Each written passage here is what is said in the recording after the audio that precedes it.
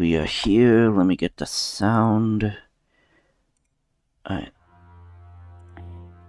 Okay. So when we last left off, the group has returned from the vault, gaining your riches and glory. You managed to acquire new items, new allies. However, you do not know what to do next and decided to have a meeting to decide whether or not to assist Ortis's siblings in rescuing their friend in Mount Witch territory. So you have decided to gather your resources, to plan your next move, and to figure out a way how to fight against the coming conflict. So we return to our heroes to figure out what they're gonna do. Sorry, it's just like it's been a while. It's been a while, so if I miss a few certain things, let me know. It's been a while. I think we just agree to it and just get the Nail pretty much asked to go to the arsenal first. So wait. So I guess Oris is waiting for his axe to be repaired. Yes, there's that. You also did find that woman that was in the capsule that you rescued. And I also do believe that you did go into that one section where there was that whole figure with that mask and shadowy thing. I don't think you did that. I think you did, right? The one that called itself a Reaper of Death? Yeah, we let him go. Yeah, you let him go. So, who knows what consequences might happen? Who knows? But you did find the woman and whatnot, and you do not know what is going to happen. So she is currently... I believe she was with you right now. Yes. You basically had the people tend to her while she is still in her sleep, right? Mm-hmm. Yeah, okay. we were able to wake her up, but she's probably back here in the... Yeah, I do believe she likes just waking up and like just doesn't know what's happening. Like she just opened her eyes and went back to sleep. She doesn't know what's happening right now, I guess, is what I'm remembering. And speaking of which, where did you actually have your attendants put this strange woman? In the spare room, if there is. I would say that there are rooms. There's the room next to you, Nail. There's a room over here on the 3rd floor. There's also one over here, and one over here. I do know that there was also a room over here, couple of rooms on the 1st floor over here and over here. And I do know that there's a room over here, and over here. Let's just put her in this room. This one? Yes. Okay, I'm gonna put my token there, signifying that's where you put the woman. Okay. Mm-hmm. Okay, so I will let you guys roleplay. You guys are having your discussion on what to do, because right now you are deciding whether or not to go to Mount Witch to deal with them, because you have... You do know, because you did have the files, because you did get the folders of information from the Duchess Alexandria, I believe is her name, Alexandria. And the folders are within the game chat, right above the carriage, the PMSSC. So you have those folders talking about all of this. So you know what to expect. And you did have a brief run-in with the, I believe they were known as the Headhunters, I believe, trying to find them. Yes, the headhunters. So you actually did encounter one of the headhunters, and it was Commander Alicia Yesfina, and she was part of the recon team of the headhunters. But she escaped.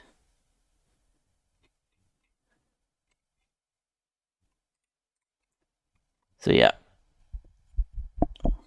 So I'll let you guys role play. What you're gonna do. And if you are going to be wanting to get resources, let me know what resources, and I'll let you decide whether or not you go through the market, and then I'll let you roll. So consider this the planning stage of this session.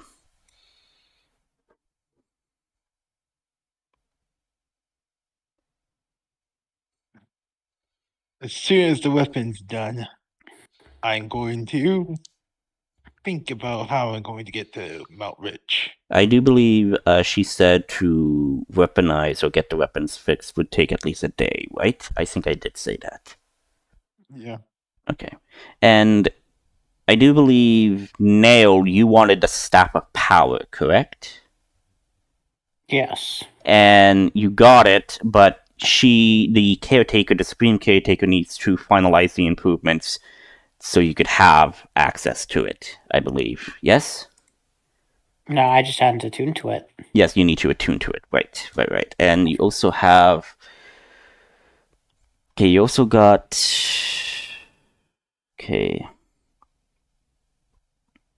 Oh, right. Okay, so you got... So Layla got the Wand of Lightning Bolt. You got the Staff of Power. Otis got the Belt of Hill Giant Strengths, as well as 10 Sunstones. And I do believe that you are using one of the Sunstones to fix the Sun Axe. And I think you're also giving one of the Sunstones to Adrian so he could have the Sun Blade, I believe. So basically, that would mean you have 8 Sunstones left. And you have 5. We get 7. Because Oris will probably have them make one for his brother. A Sun Axe. Yeah. Okay. I would say that the caretaker could do that, so you relay that. So you have 7 Sunstones left.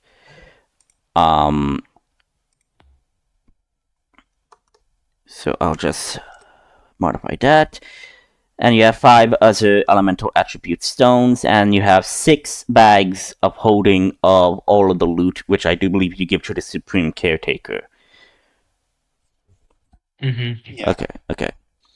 And you also managed to find Wand of Haste that was damaged. I don't believe who was wanting that, but it was there. Adrian? Yeah, I think Adrian. it was. Yeah, Adrian wanted the Wand of Haste. I don't know. There's a gauntlet. You've also found what appears to be a lightning rifle. You found 3 power cells for this weapon. You found a cannon lance and 2 shells, and you found a keystone, which was the object that you needed to handle what was in the vault in Mount Rich. And I'm talking about the vault, or what they were digging up in the Mount Rich region, not the vault, but the location where Mount Rich is, that there's supposedly another vault there, or something, and they needed the keystone.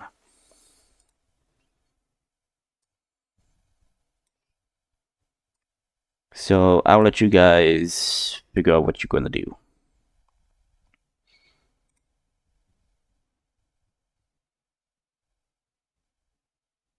So, Nail, have you tried out that magic staffeting?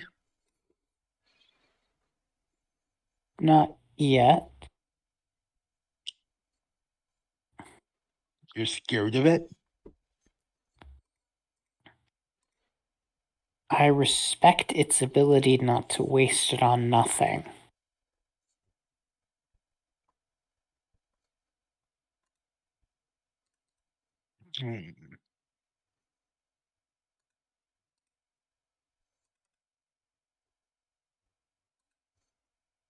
Oh, wait. I forgot to put ambient music. Forgive me. Forgot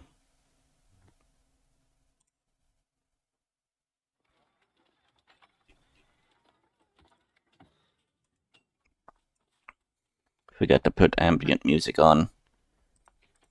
Huh.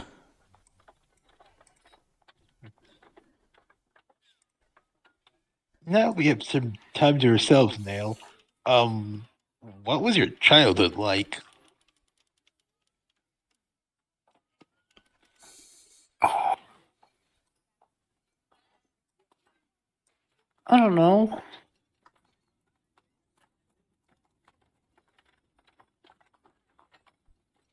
I grew up around alchemists, so going to fetch things, mostly. Watching people blow stuff up with salt.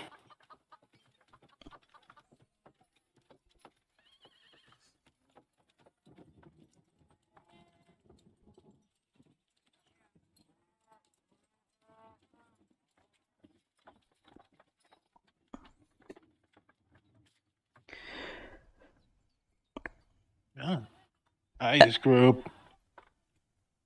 Hello. Oh, Adrian! Welcome!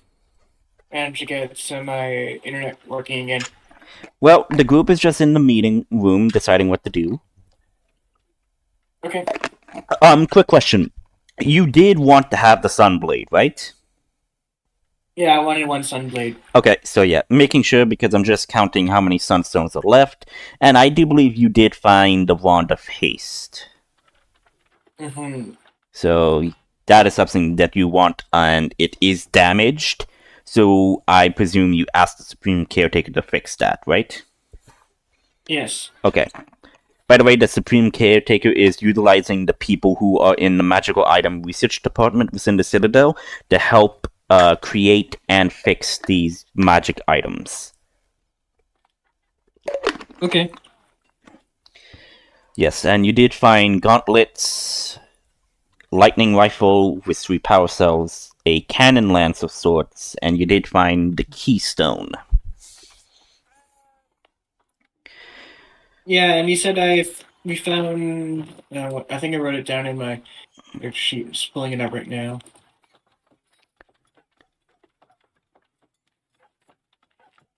Yeah. Also, everybody is level 9, by the way.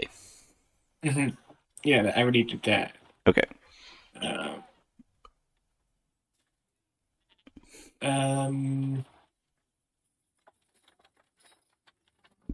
Oh, yeah, you also said I found 5 of each element. Yeah, 5 stones of each element. Yes, 5 stones of other element attribute stones. They're random. So if you want to roll to see what stones they are, I do have the chart up, I believe. Okay. Hang on. I do have the elemental stones that I used for the the bracelet of elements, which I do believe Nail still has. Mm-hmm. So let me just find the there we go. The gems. Okay. So if you want to roll to see what elements or elemental attribute stones, because I do believe that these are the attribute stones for the magic elemental stuff to equip into your armor, I believe. It's for the swords, I thought. No. Oh! No, I just said you found 5 other elemental attribute stones of swords. I do not specify that they were for the swords. But we could say... We could have you roll, and if you roll high enough, we could say that maybe 1 or 2 of the stones could be for the swords. Okay. So, roll for me a 1d100. This is going to be a 8. Okay, first one, nope. Second stone.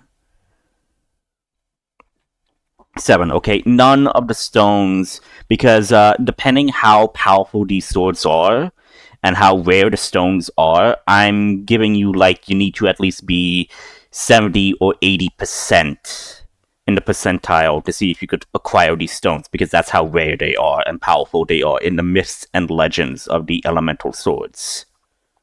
Mm-hmm.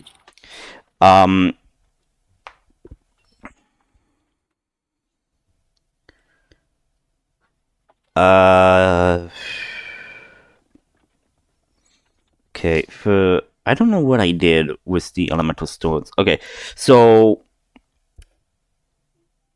going from 1 to 4 down,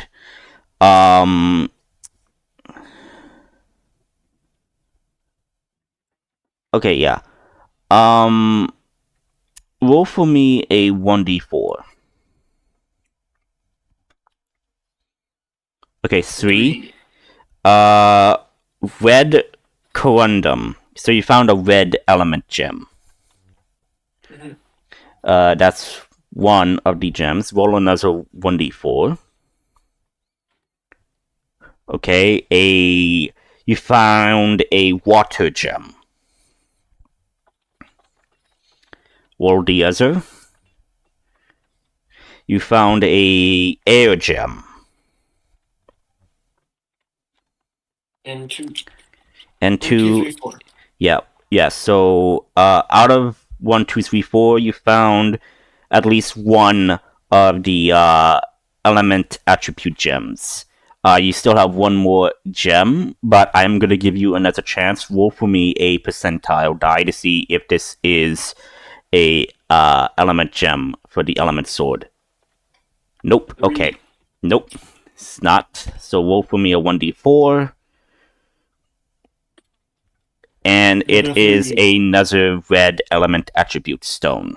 So you have 2 red element attribute stones. You have 1 air, 1 earth, 1 water element attribute stone.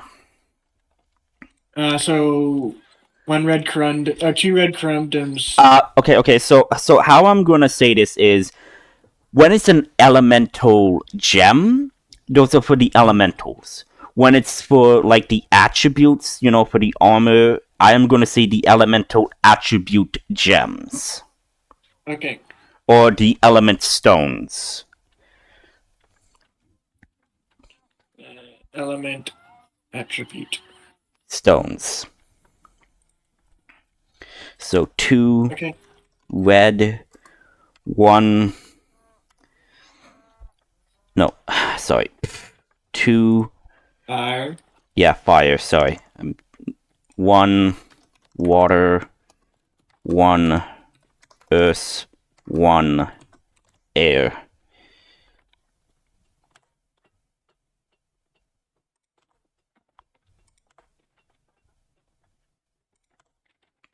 Save. Okay. And 6 bags of holding what you gave. Okay. And my question is, are you keeping the lightning rifles, the gauntlets, and whatnot for yourselves, or are you going to ask the caretaker to see if you could fix or find out what they do? Yeah, we're giving them the caretaker and the citadel to study and mass produce, basically. Okay. So my question is, what do you want to be focused in the mass production at this time? Because they are going to need resources, and they only have a few resources to focus on one project. So I'm letting you guys go to decide on that.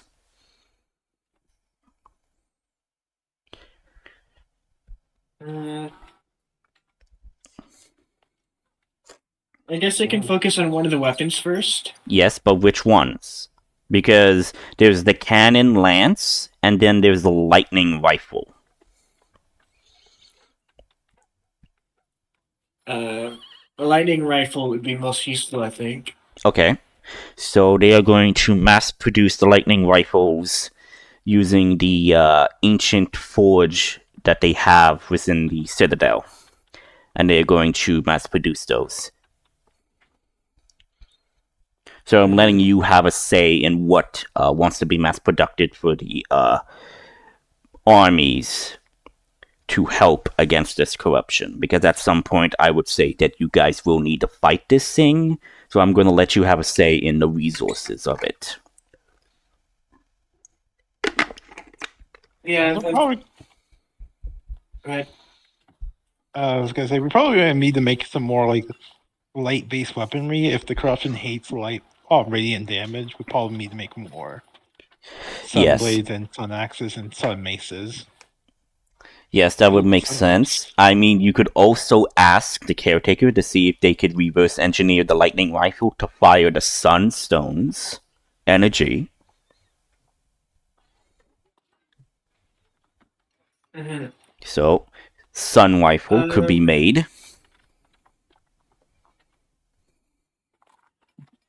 Yeah, what I'm thinking we should do the rifle first, so that way we can take the rifle and then they can focus on power cells, because it's why make power cells if they don't have anything to put the power cells in. Mm-hmm.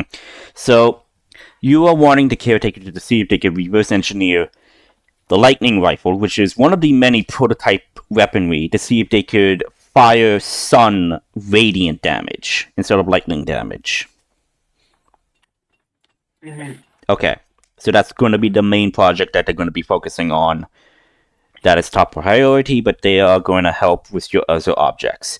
And so yeah, so at the end of the day, starting tomorrow, if you go to the Citadel, they will have all of the items that you requested to be fixed will be at the ready. So your Wand of Haste, your Sun Axe, Sun Blade, and I believe that was the only thing, and possibly might have a base prototype of the rifle, maybe? Who knows? But for now, you guys returned. You have that strange woman with you that you put in the room where my token is at this moment. That's where she is resting. And you guys are in the meeting room. A servant does come in to offer you refreshments if you so desire refreshments. Water. Water. Okay.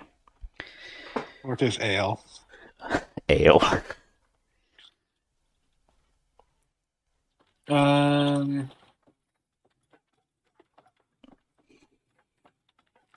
Right now, you're planning on whether or not to go to Mount Rich to fight with the Ortisis clan, as well as the resistance that is within Mount Rich to free the people there, or you could totally do something else.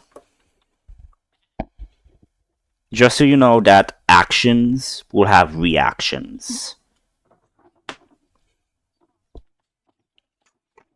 I'm guessing maybe we should wait until our items get fixed up, I guess. Mm-hmm. Yeah, or just be clear that as soon as he's got his weapon back, he's heading to Rich with or without everyone. So Ortis has made this clear. Yeah. And so I do presume that everybody, it is the afternoon right now, because you guys came back in the morning, had your entire meeting with the people within the Citadel, and you just came back. It is now mid-afternoon right now, so around lunchtime at this point. Mm-hmm.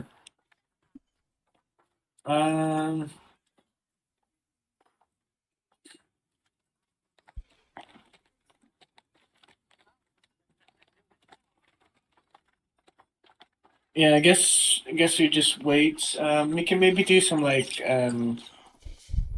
quests in the city while we're waiting, I guess. You could totally do that. It's at this time that when the attendant who served you refreshments is about to leave, you see the woman shriek like, "Ah!" and drops stuff, and in the doorway, Layla, you see the little green dragon wormling.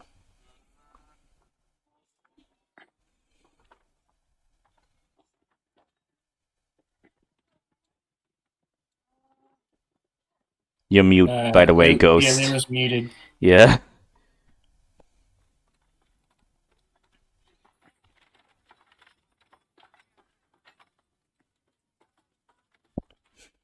I mean, Layla did say that she was back in Wolf 20, so we'll just play in the sense until Layla decides to answer us back. But yeah, everybody sees the little green dragon wormling in the doorway. What was it doing out of its room? Oris will kneel down and say, come here, dragon. Roll animal handling.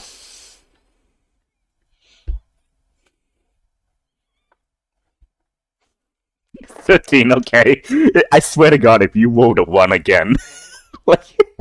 Because you've been Yeah. rolling so many bad animal handling rolls. So a 13, I would say this is passable. It's a babe. It doesn't know, but it smells the scent of Layla, okay, around everybody. So they know to trust you. So it approaches cautiously. Is your hand outstretched? Yeah. Okay. Goes to your hand, sniffs it, and just places its head like within your hand. We never did deal with the demon goose. Yes, the demon goose is still on the loose. Because I would say at this point the demon goose is nowhere to be found. You lost sight of it when you were entering the city.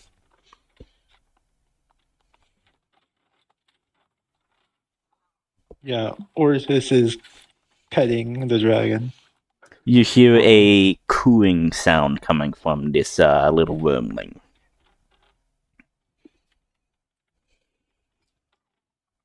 Mhm. I was thinking, I remember. Now, my childhood. It was mostly me just, well, when I could basically walk and hold a sword, I was practicing. Then I was starting to train and also farm. I had to help with the help with the farm. Mhm.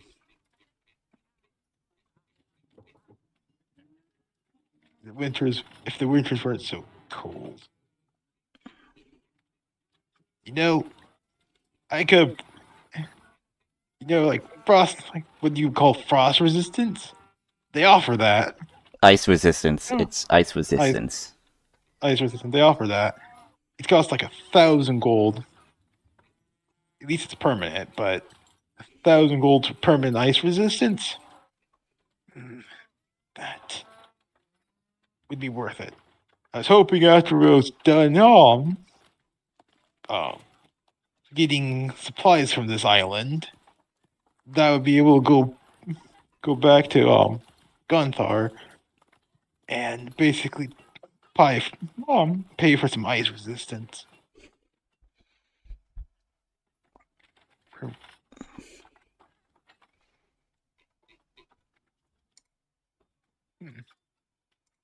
What's your guys' homeland like? Warm. Yes. Dry and warm.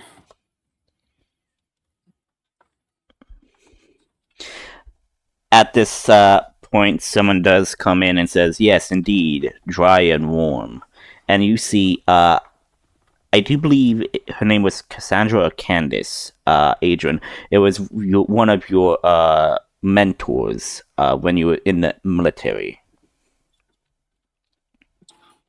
Mhm. I think it was Candice or Cassandra. I don't know. I think it was Candice. I think I wrote it down. Yep.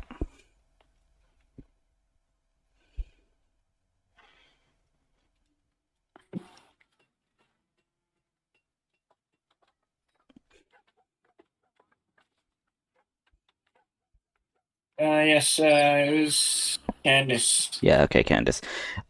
So she's in the doorway and she says, if this is a meeting, may I be inquired to put my hat in? Sure. So she goes enters, looks at the attendant, and gives a nod, and the attendant cleans everything up and leaves and closes the door. And she says, I've examined our new patient, and I discovered something quite strange. This woman has scars among her body, and I do not mean small, I mean large lacerations. They are healed, yes, but I still see the faint scarring tissue. Not to mention, her temperature is risen. She appears to be fighting some form of infection. Do not worry, she's quarantined, and we have our best medical staff on hand to deal with this. But in my personal opinion, this seems to be a unnatural infection. One that is not something that we mortal species have dealt with. I am thinking this is more of a monster or mystical creature that we are dealing with.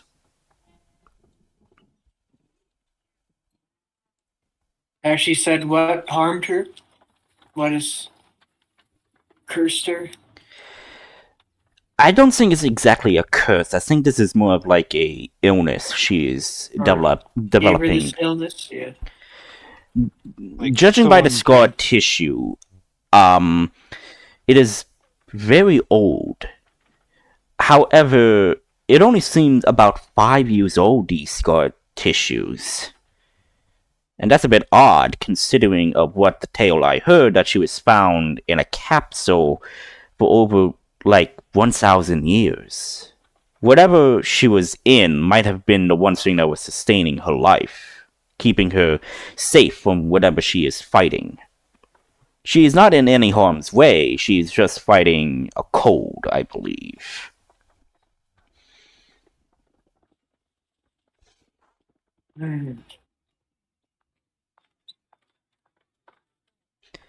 However, she was speaking in a strange language. But I can tell you this, it is Ferum origin.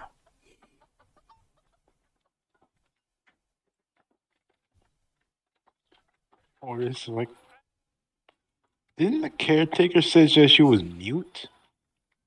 So how's she speaking unless she's speaking with her soul? She could be writing Indeed. notes. She is able to write, but the only thing she wrote was a simple word. But it was in a strange language, but I could tell it is Ferum designed. And she kind of shows the word. Is Nail or I able to read it? What are your known languages? I believe it's Elf, Common, and Elven, Common, and Dwarven for Adrian. yes. So you are able to recognize some of the word. You could tell that it is Ferum because it is the Elven design of it. However, it's different in the sense of how it's written. Like, there's different syllables. Mm-hmm. You could try to roll a knowledge check. History? History, knowledge, as in intelligence. Or no, wisdom would be wisdom would be better. History. Okay, there you go. So yeah, you actually can pick up can't speak today. You managed to pick up similarities of this language to basically the ancient language of a civilization that was thought once dead, that you believe to be dead, but maybe this person might be the last surviving species. What you could find out is that this individual appears to be a type of sub-race of the Yunti. Mm.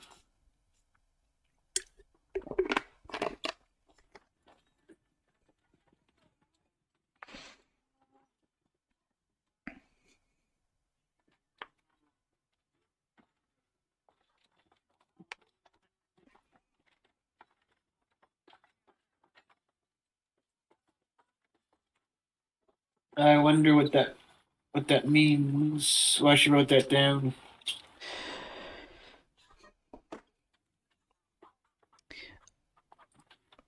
I do not know. Maybe she is asking where she is. Maybe she is asking for a name. I don't know. Nail. Yeah. You actually can comprehend this writing.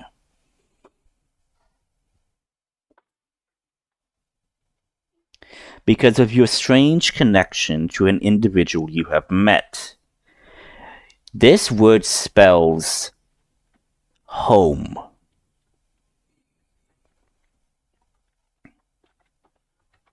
It's just the word by itself. With a question mark, yes. Home.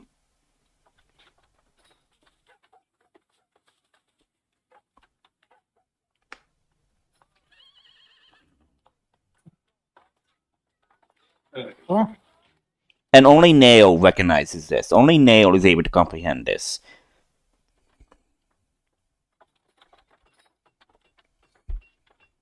it just says home. And Could Candace be looks up and like, wait, you could understand this? Yes. Do you think you could, I guess, in a word, translate for us to have a conversation with this individual?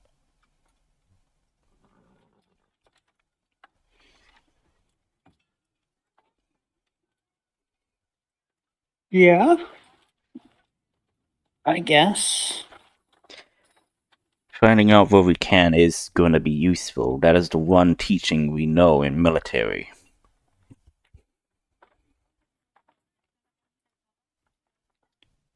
So Nail, any assistance you have to give us is going to be helpful if we are ever to fight whatever this corruption or any future threat that might be because of this ancient battle. We don't know. We're still recovering from the war between Yorin and Firhum. Honestly, that war was, pardon my tone, but it was useless. What was it supposed to gain?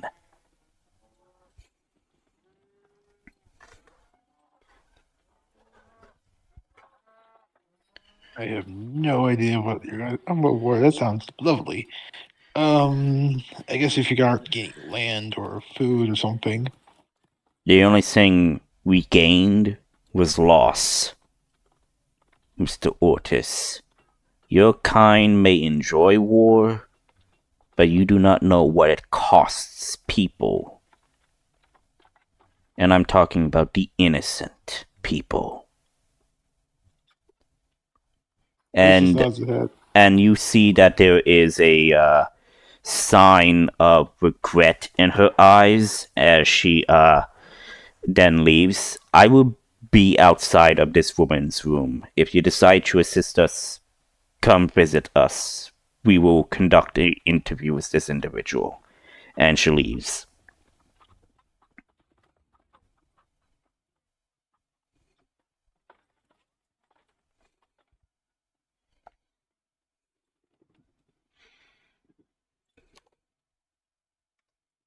Hopefully she recovers soon, this mysterious individual.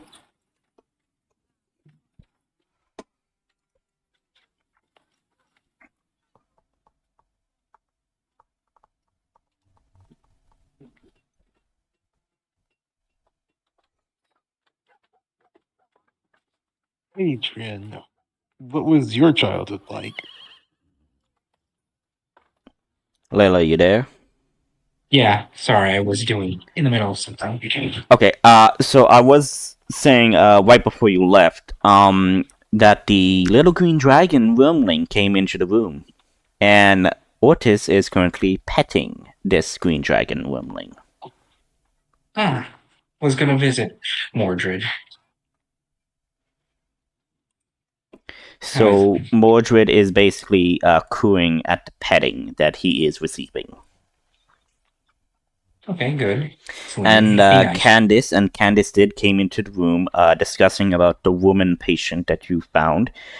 And I do believe, Adrian, did you tell everybody what the writing stylized as? Did you tell them that, or do you keep that to yourself?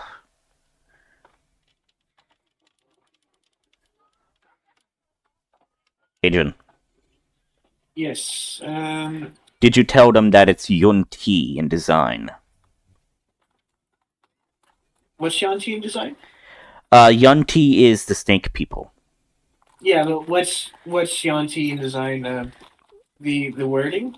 Yeah, the wording, how the Okay. word is stylized, the literature. It's styled in film, but it's Yunti. Then yes, he will. Okay, so discovered that this person might be Yunti, Layla. That is what we also discovered, and the group is also prioritizing on what weapons to be manufactured the most, and they are going to manufacture the lightning rifle to fire sunstone energy, so radiant energy. So basically, like a blaster from Star Wars, but shoots radiant damage.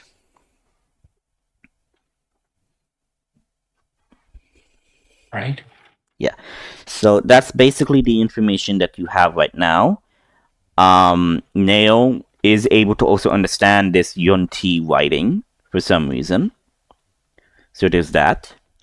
And so yeah, I'm letting you guys have the floor. What are you guys going to do? What are you wanting to do?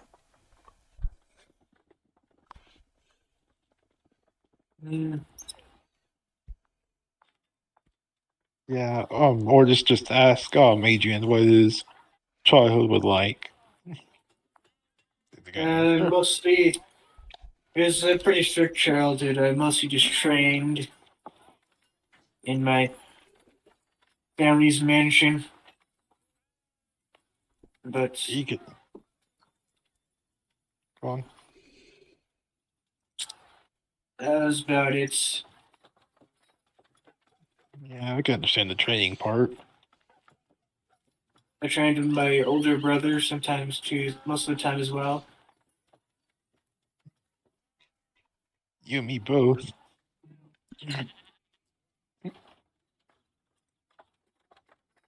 But I like to keep busy, so let's. How about we take on a quest while we wait for our items to be fixed up? And a quest in the city, a short one. So you want to go to the Citadel main lobby to see if there's any quests you could take.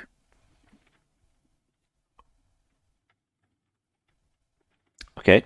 If that's what everybody else wants to do too, as well. Yeah, I'm letting you guys. You're in the city. There's not going to be any serious danger right now. You're in the city. You're in a safe space right now. So you could decide to go shopping to get resources, or to see what you could find or dig up. Because Kiron is the main hub of trade for all of Ventar Haven, to then go trade with the mainland. So you could possibly gain information that could be useful. I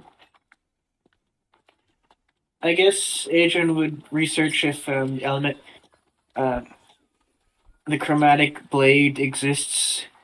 Yeah, Actually exists. yeah. Also, I'm now naming the chromatic element stones. So those are the stones that you need to make the chromatic blades. Okay. That help, like, differentiate the stones apart. Okay. Yeah, I guess then you'd Go to the library, So, or you could go yeah. to the Citadel, because they also Yeah. have their own archives. There we go. I had to think of the word. I guess you'd go to the Citadel first. Okay. To see if there's any quests, and then see if there's anything in the archives. Okay, so that's what Adrian's going to do. What is everybody else going to do?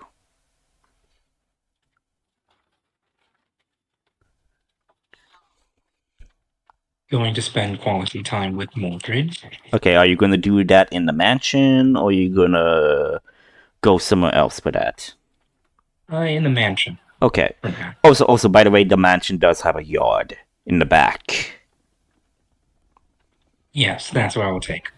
Okay. You're not going to take Mordred to the park? He still needs to be taught to be friendly to people. Yes, Mordred is a dragon wormling. And I do believe, how big are wormlings? Let me look that up. Yeah, They're tiny. yeah, they're pretty. I would say they're pretty big, like not super big, but Like a dog. yeah, kind of like Big. Small. Let me. Okay, so Like a golden retriever.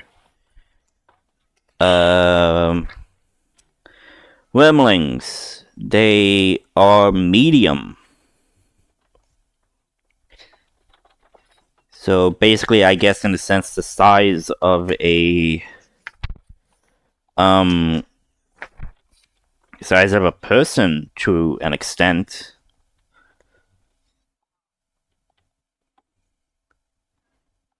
Well, how many weeks ago he was born? He was just born, so I would One. say, yeah, one. So I would say that he's still, like, in a sense, the size of maybe like a large dog at this point, going up to maybe a cow. I don't know.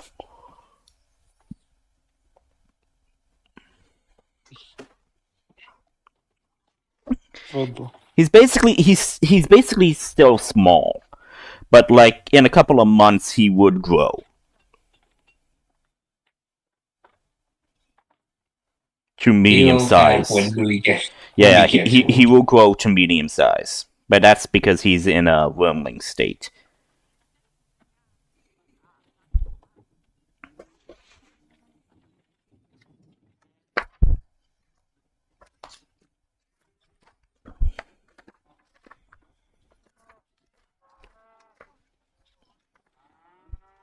This in backyard back here, and Yeah, because wormlings are like 5 years or less, and they are medium size.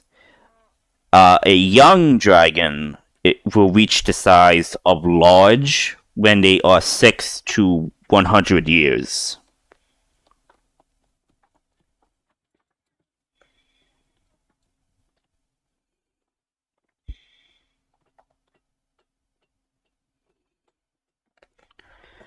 So, I guess be aware of that. So you're gonna spend quality time with Mordred. Okay, so that's what Layla is gonna do. Adrian is going there. Nail and Ortis. What are you going to do? Are you going to do something together, or are you going to do something separate? Right now he's gonna be next to Nail just in case. Nail needs protection. Okay. Nail, board is yours. What are you wanting to do with your free time for today? I'm going to go up and help translate for, For Candace, for the... Okay. yeah. Okay, so everybody's going to do their own thing.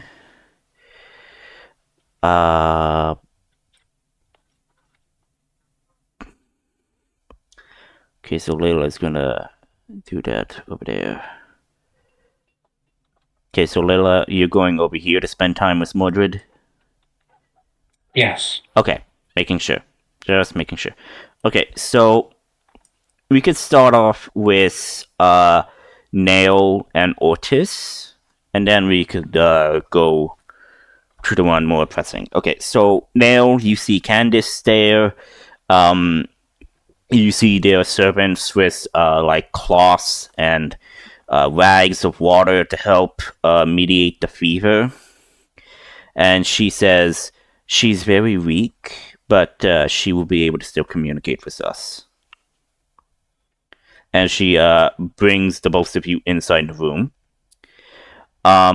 You see that the bed cover has been pulled back, not significantly, just enough so they could, like, cool her down, and in that sense, to wipe away her sweat and whatnot. She looks weakly at you all, and she kind of like turns her head away from you both. And Candace says, "Hey, listen up. This one," as she gestures to Nail, "this one can apparently understand you. You want to know about home, right?" And as soon as Candace said that, she slowly turns, looks, and then like she gestures with her hands to come forward. As she like tries to set up, and the attending there like, no, relax, it's okay. And like she is given like quill and paper, and she immediately starts writing something, and she gives it to the person and says, "Here," and gives it to you, Nail. Okay. Okay. She wrote, "Home. What about the den? Are my people safe?"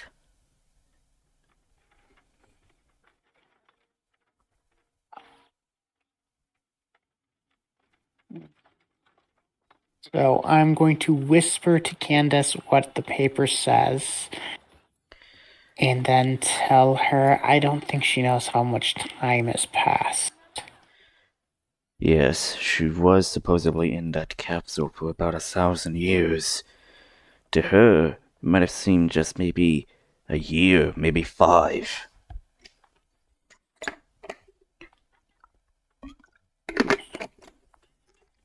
Let's play to the state that she still believes that it's not 1,000 years.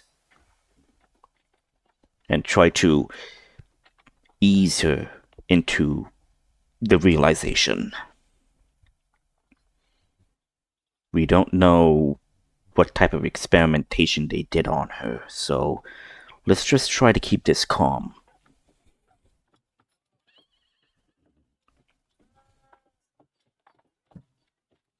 So, what do you say to her, Nail?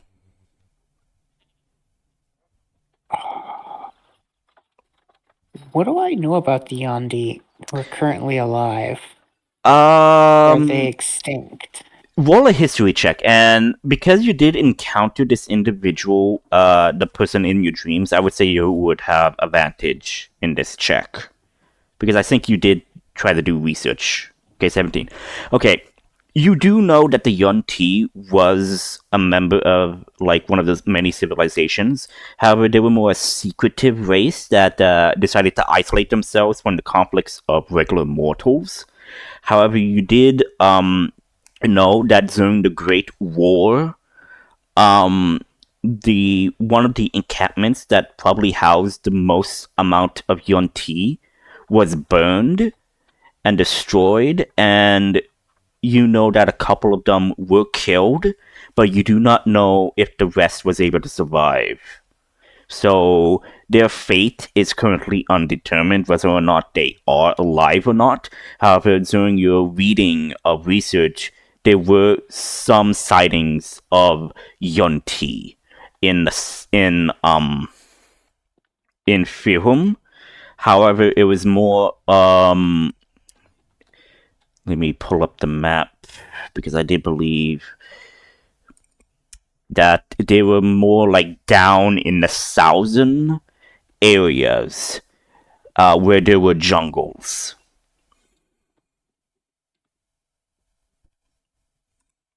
So that's the one thing you were able to discern from your research. Okay, so I'll tell her that the Yunti endure. You see that there is a sigh of relief in her chest.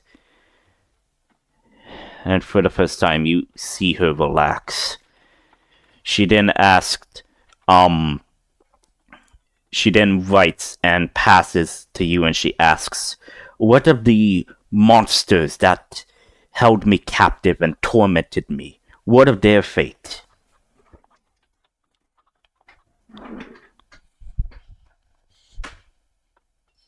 They're all dead.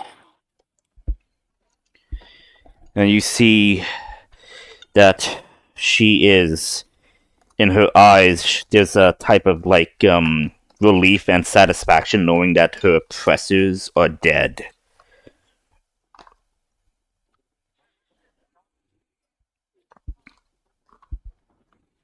Like, what are the Yonti? What is she saying?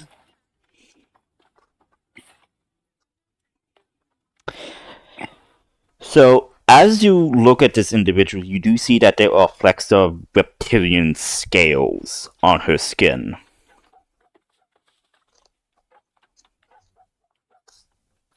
I'll tell you about them later, Ortus.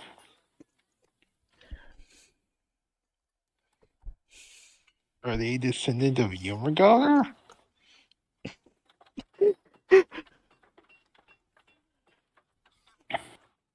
Human Gunder. No.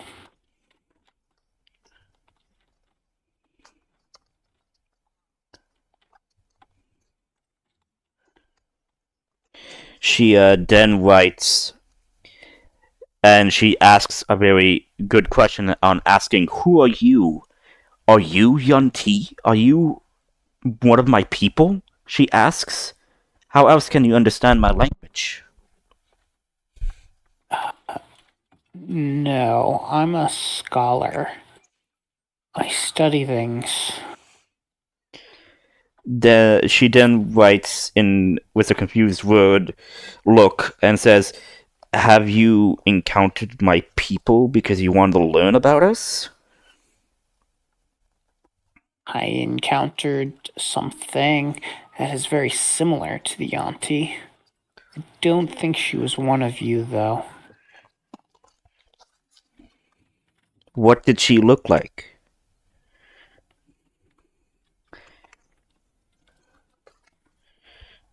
Hard to describe. She definitely had serpentine features. But I do believe she was far older than what even a Yanti can live to be.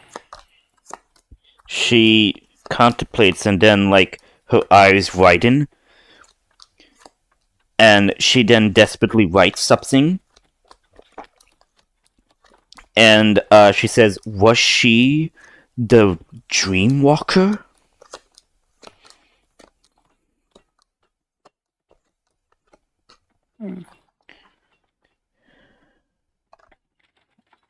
Possibly. And she goes to describe what the dream walker looks like, and it does matches up with the individual that you have encountered before.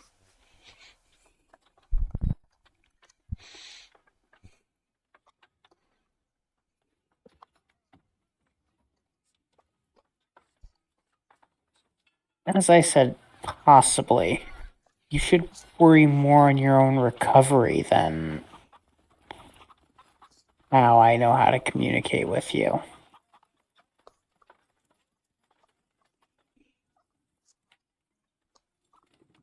She then says, "I wish to know if my people lived or died. I don't know if they lived." Why can't I find this card?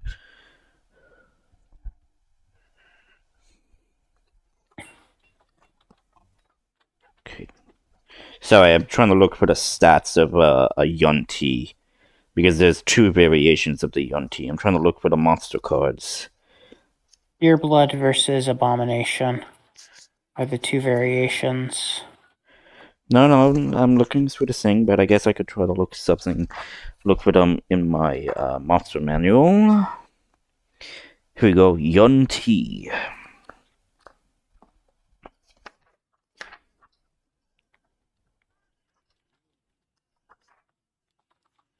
Nope, you're not facing that. No, Yanti are high CR monsters. Especially Yeah. their abomination version. The Yeah. pureblood is actually a playable race. Yes, there is the Yunti Malison, the Yunti Abomination, then there's the Yunti Pureblood. So this is an individual you are encountering right now. This is a Yunti Pureblood. No, it makes it sound like the pureblood is good, but the Yanti Society purebloods are at the bottom level. Indeed. But this is in what Dungeon and Dragons lore is, but in my lore it's entirely different. Yep. And also, Yunti Malisons, they only have the snake bottom, not the snake top. So it doesn't include the fact that the Yanti literally turn themselves into snake people? Oh, they could totally turn themselves. Wait, is that a thing? So in D&D lore, the Yanti want to Oh! become snake people. Okay, so That is their goal. Okay, so they do have the ability to shape change. So they. Well, it's more like a permanent version of the Were Curse. They believe becoming more snake-like brings them closer to their gods, who they want to kill and absorb. The anti-society is based around acquiring the power of a god. Yeah, and but ascending to godhood as individuals. yes, but I would say that this Yunti is a bit different, but similar in the aspects of their goals. So once you tell her that's similar and says, she then writes and says, "Are you a dreamwalker?" Mm-hmm. I don't know. Maybe. And she then gestures for you to come closer.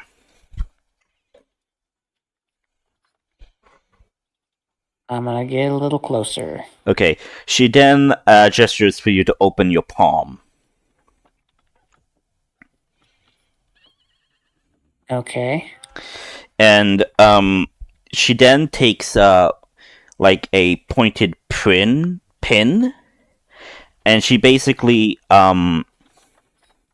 jabs her finger, which starts to bleed little droplets of blood, and she uses it to draw a sigil on your palm, and this sigil is Yunti for dream. And she waits, and you wait. Then something miraculously happens. The blood fades, and you see a rune. And it is glowing gold yellow. And you We're see just looking at the. Yeah. Oh, sorry. Yeah. We're So just looking at the rune and just like rune. So you see this magic and her eyes are wide, and she then looks to you, and she gets out of her bed, and the attendant saying no, and she gets out of her bed, and she actually bows her head to you.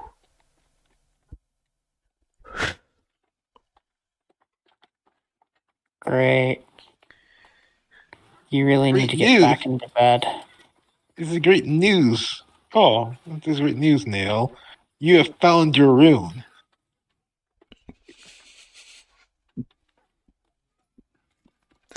What does the rune mean?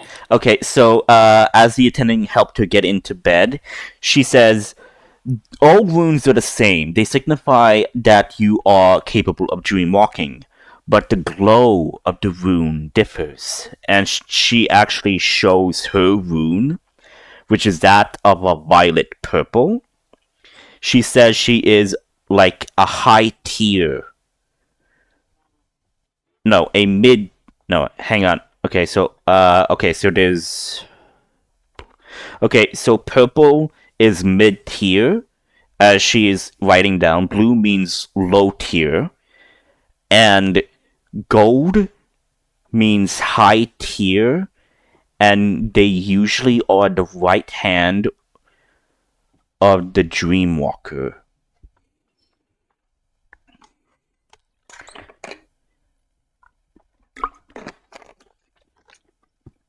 And Well, let me actually look this up, because I do believe, are they D&D Yunti names? There we go.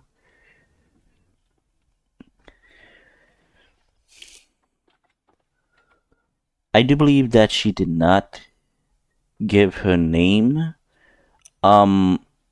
And I am talking about the person that you have encountered.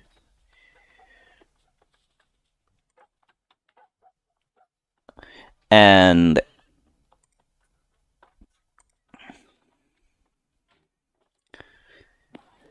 yeah, sorry.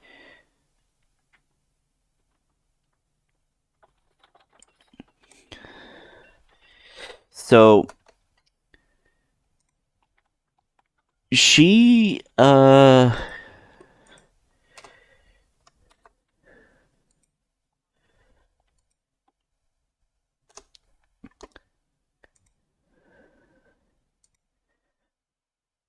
okay. So the Yunti Dreamwalker that she is describing, her name is Heska. Heska the Dreamwalker. And she is, in essence, like one of their shaman goddesses of magic that is able to walk between realms. And she is usually a guide to those on the path of the dreamwalking mages.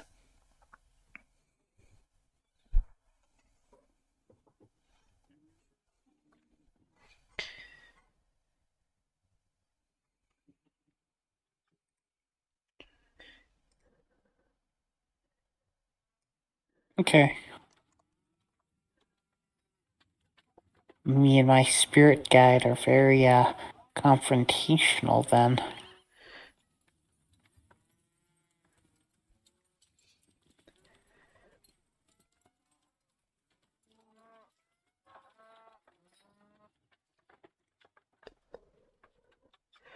So she then says, "How did you meet?"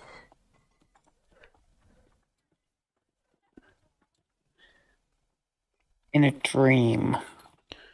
I haven't actually met this individual. Then she must see greatness within you. Greatness, trespasser. What's the difference?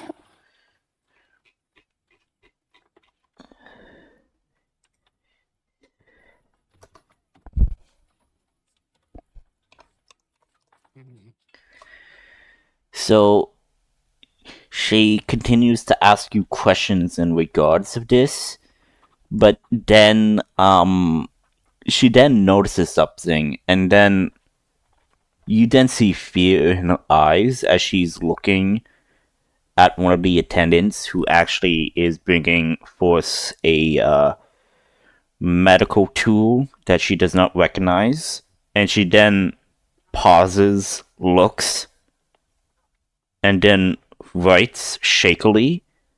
She turns the page and says, "Where am I really?"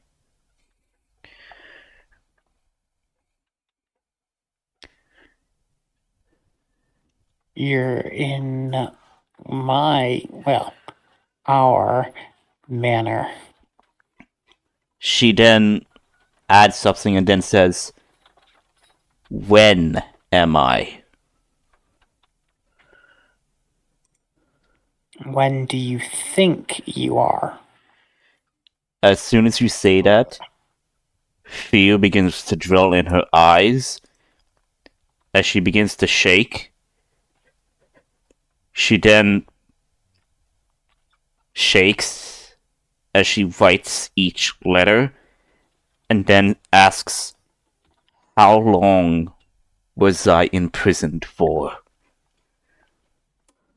Or this would be or this takes a contest and this is I wasn't sure how long you were. We found you in a kind of tube thingy.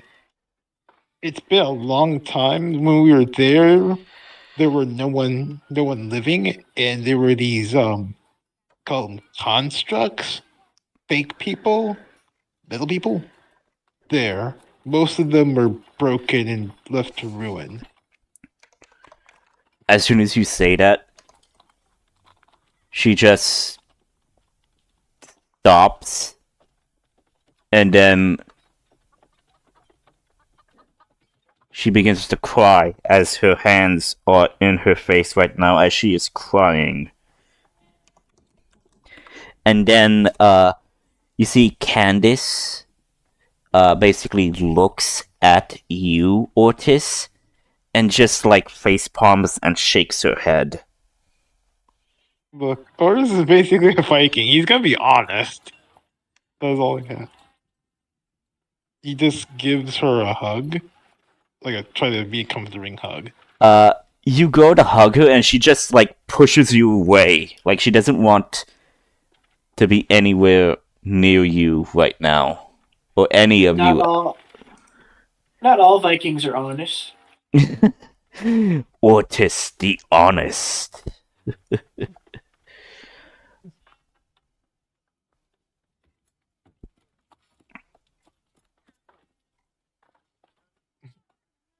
Well, Neil's going to finish this with get some rest.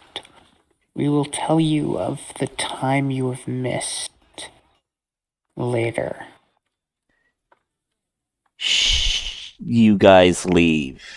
And you just continue to hear the sobbing of her tears.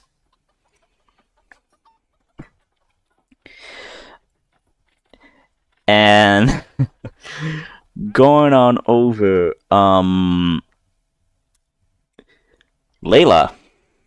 Mm-hmm. What are you doing to spend time with Mordred?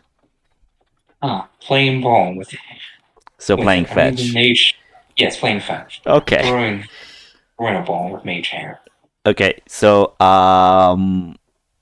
roll a dexterity roll. Oh. See. It's just to make sure that you could throw it accurately. Yeah, so you threw it accurately, making sure not to hit any of the tables or whatnot, and you threw it over here, and Mordred rushes over there, grabs it, and basically like prances on over back to you and hands you the ball. Pick it up. Do it again. Okay. You do it, goes and spins again, and basically like looks at you and just has like a type of like astonishment towards you because you're able to use magic. And it basically wags its tail whenever he is near you.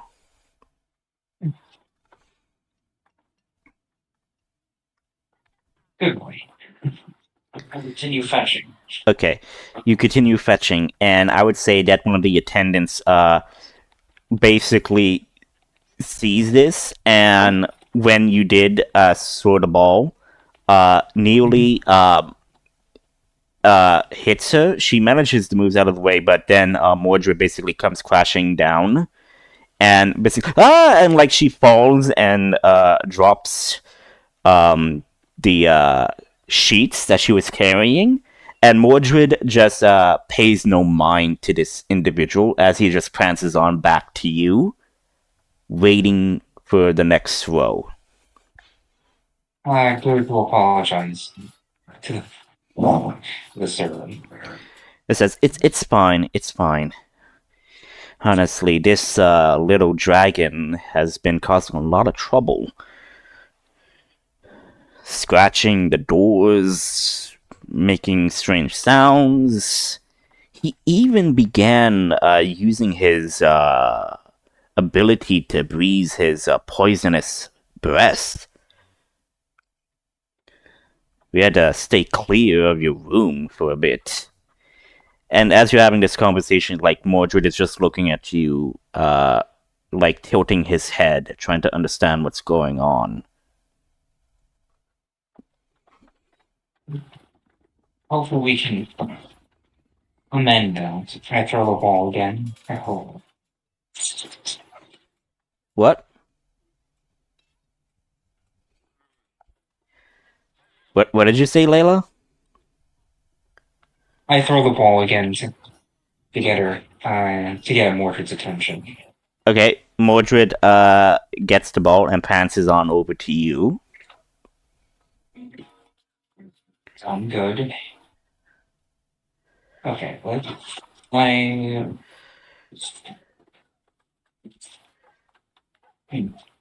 What? hopefully we can train him out of his bad habits, but for now, just continue playing with him.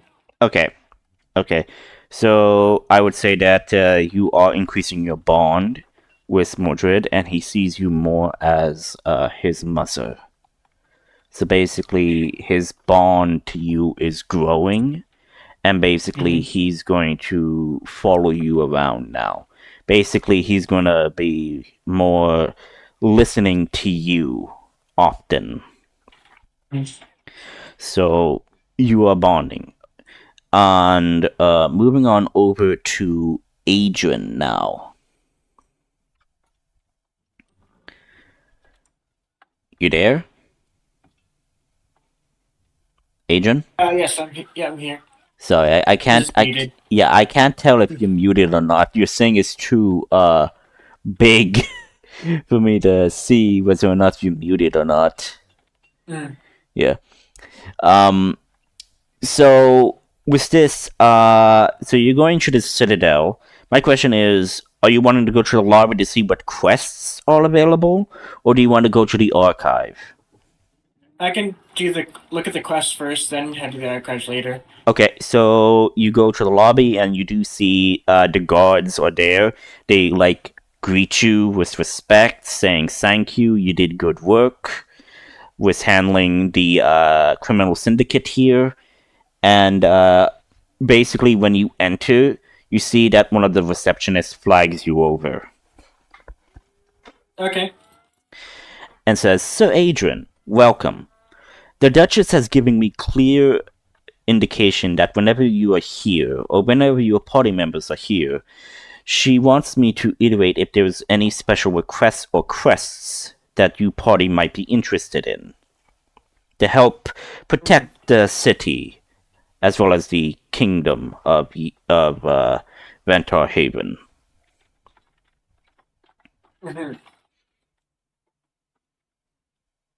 So, what I want you to do for me, Adrian, is I want you to roll 2 separate percentile die.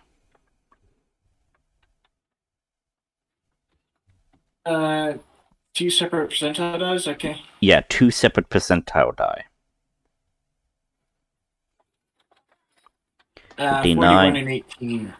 Okay. 41 and 18. Okay, so I would say, okay, so she has 2 quests for you. That is major within Kiron. So the 41, I would say, is going to be the most difficult, and the 18 is going to be the least difficult. So 41 is basically you are trying to locate an escaped prisoner that was supposed to be sent back to the mainland and are still within Kiron but is hiding out, and they need help to locate and capture this escaped prisoner. The less difficult one is you need to escort some of the individuals from the Citadel to the let me check. Do I actually have the map of Kiron? No, I do not. I do not have it up, but I believe I sent it to you guys. I don't know. Basically, you're going from the Citadel and you're going to Blue Look Grove. Basically, you are helping with escorting supplies to that area, and it is going to be basically you're sending, escorting a caravan for a shop, and for some reason, there have been some items missing on transit to this location within Kiron. Okay. How long does it say it would take to be bodyguard for? Just for like an hour or two. And it pays 200 gold. But the escaped prisoner, you see that it is for 500 platinum. Okay, and it's for 500 platinums for capturing him alive. Capturing him alive is basically insinuated that they want him alive. Mm-hmm.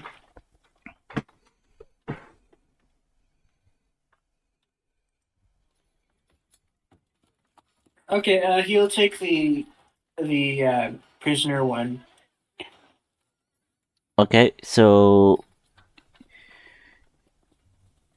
you accept it. She says, last known whereabouts of this individual appears to be within Little Giround. Okay.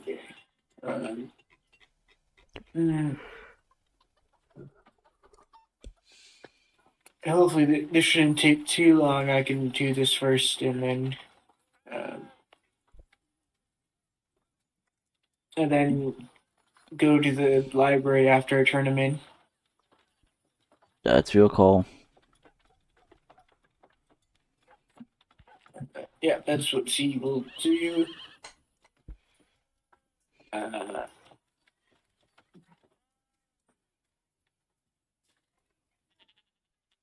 Yeah, he will.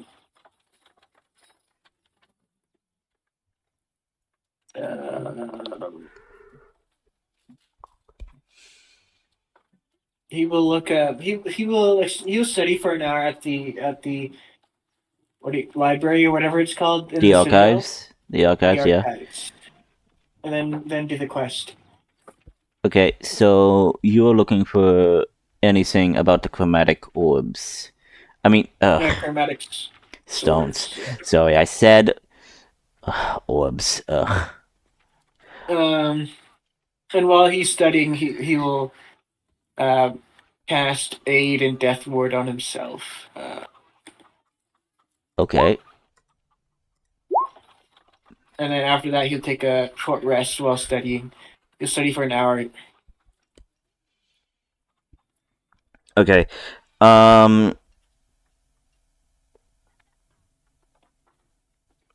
Okay, so you're doing this for the archive thing? Yeah, he'll be reading the archive for about an hour and a half, I think. Oh, I see. Duration. Okay. Actually, are you capable of casting 2 spells at once? Yeah, you just use 2 actions. Okay. They're non-concentration spells. Oh, non-concentration. Okay, thank you. Okay. I allow this. So roll for me history or history. Roll for history to see if you could find anything about the chromatic elemental gems. 22. Okay. So you look through some of the archives, and these archives are a mixture of film and urine, you do discover that there were supposed rumors within a location, and you do recognize that one of the supposed stones could be kept. My question is, what chromatic weapon do you have right now? I believe you have the Thunderfang, right? Yes, use Thunderfang and Flame Tongue. Okay. You find out that there might be the shadow chromatic stone could be housed with the Yonti. Poison one? Nope, the shadow one. Okay. The shadow stone. Actually, did you make a shadow sword in the chromatic swords? Yes. Okay, making sure. I made one for each element. Oh, okay. Shadow is psychic damage. Yes, psychic. So, of the shadow stone. You also then find out about in Yarn that there was supposedly a stone for Earth? Earth, I don't have anything for Earth. It's elemental damage type, so like Okay. psychic, acid, poison, necrotic, force, lightning, stuff like that. Okay. Yes, thank you. Yeah. So I would presume. Okay, so the Yonti might have the psychic damage stone, and you heard that they possibly had a gem or two within their sacred vaults throughout their investigations. Two of the stones were the Force gem, and I'm gonna say maybe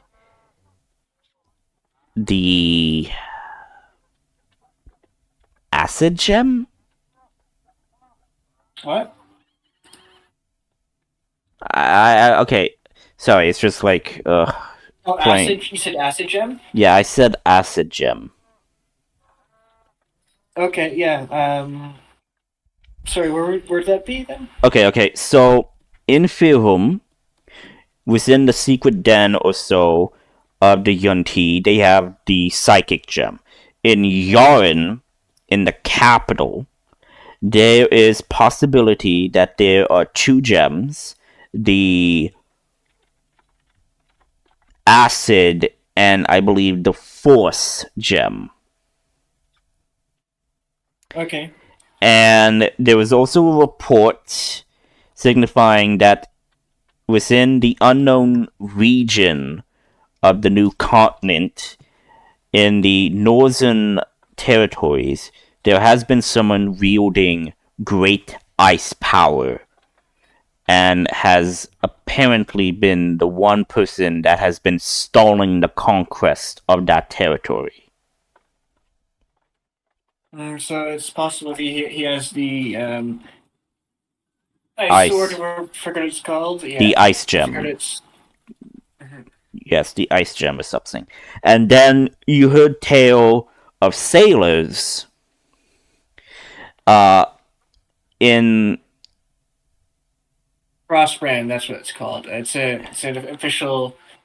The Frostbrand is an official D&D magic item. yes, trying to recall.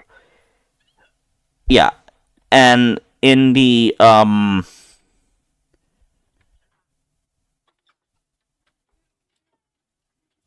okay, so if that's there and that's there,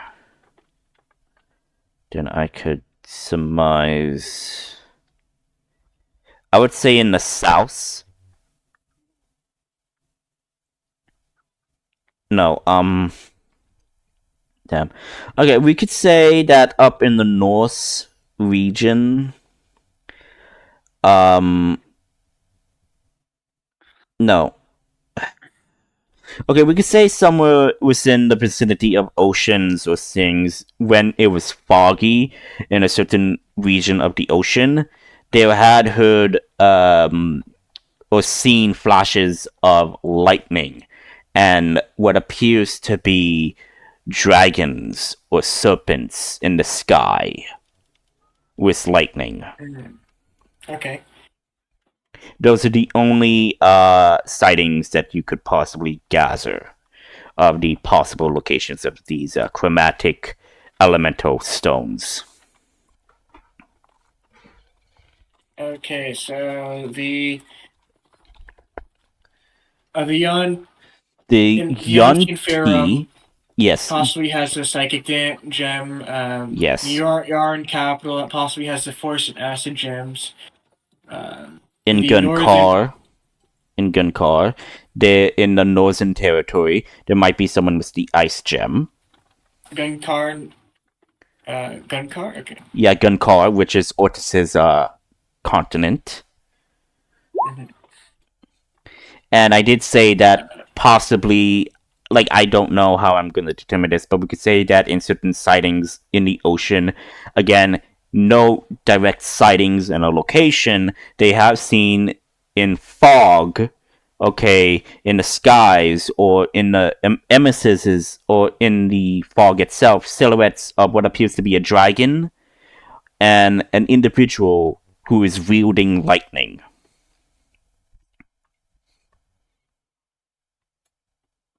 Okay.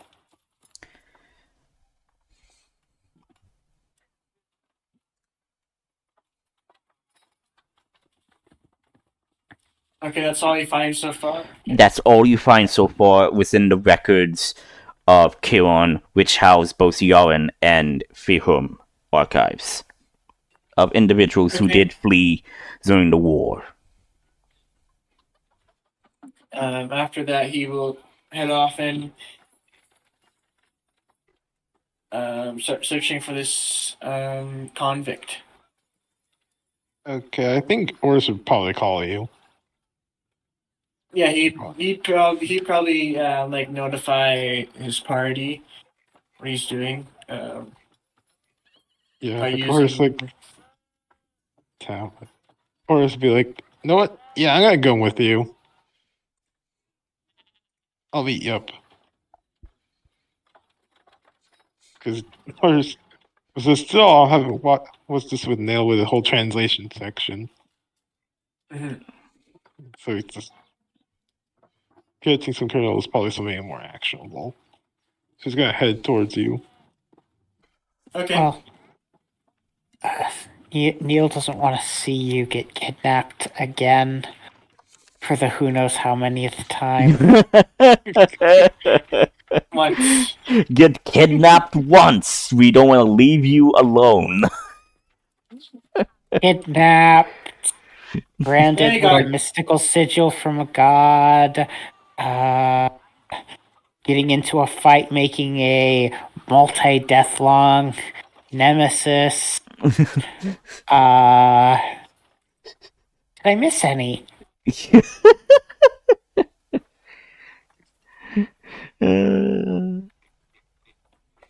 He notifies the party about a quest that he's going on in the city. With the quest.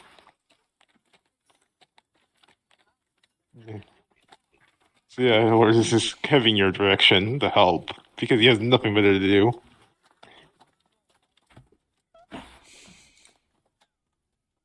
Okay.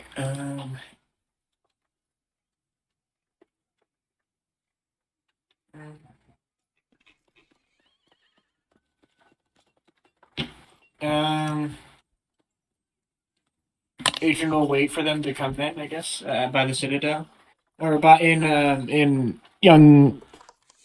What was his last known location again? The prisoner. Little Gurund. He'll wait for them there in Little Gurund.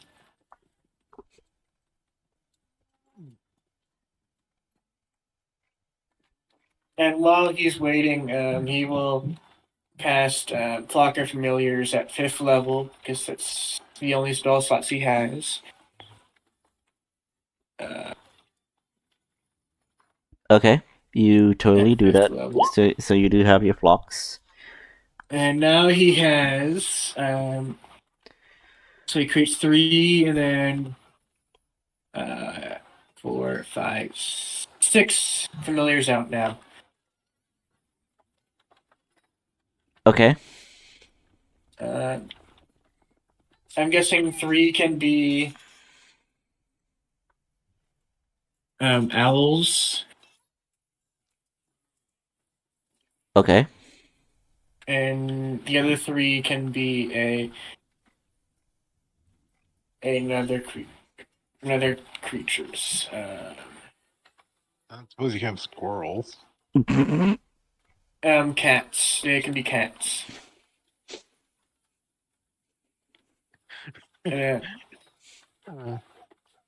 Because they have keen smell. Do you know what he smells like? Nope, that's why I'm using the owls to search first. Using the owls to find. Then cats wouldn't be really useful with their keen smell. No, Actually, okay. time. To accepting the quest and whatnot, the receptionist does give you a drawing of the individual. So you do technically know what this individual looks like. Okay. So you do have access to that. Yeah. So the 3 owls will be searching up in the sky, on the ground, and while the cats will be searching on the ground.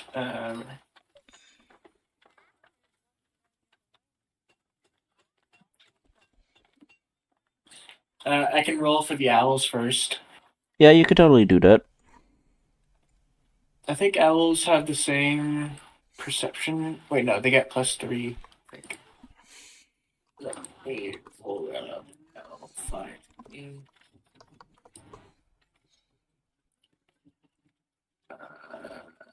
Yes, they get +3 to perception.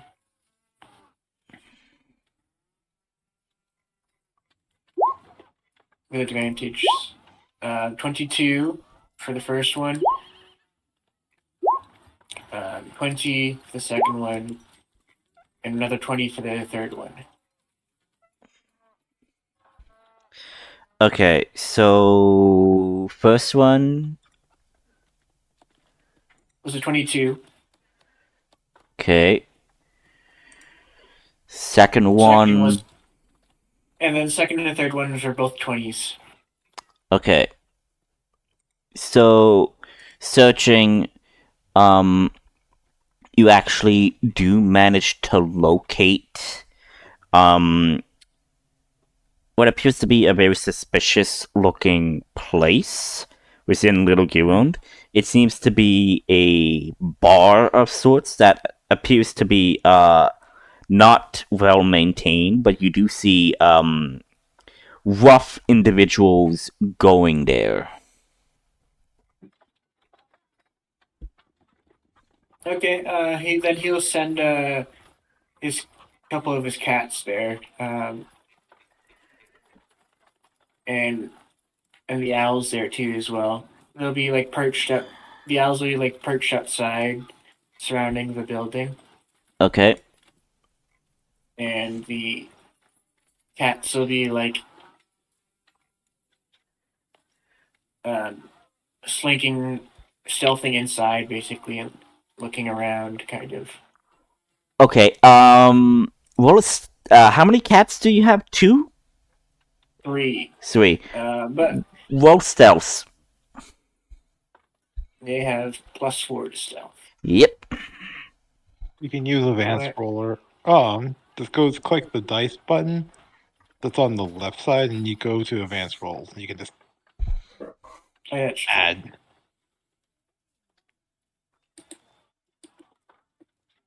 That's 5. Okay. 16, 19, 19. 16, 19, 19. Okay. I would say that two of the cats go in. However, one of the drunken fools saying like piss off and actually kicks the cat away.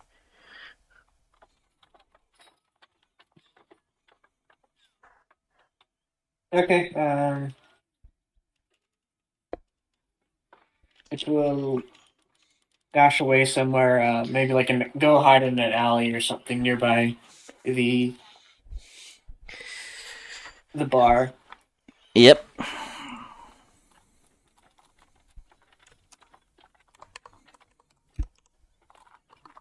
And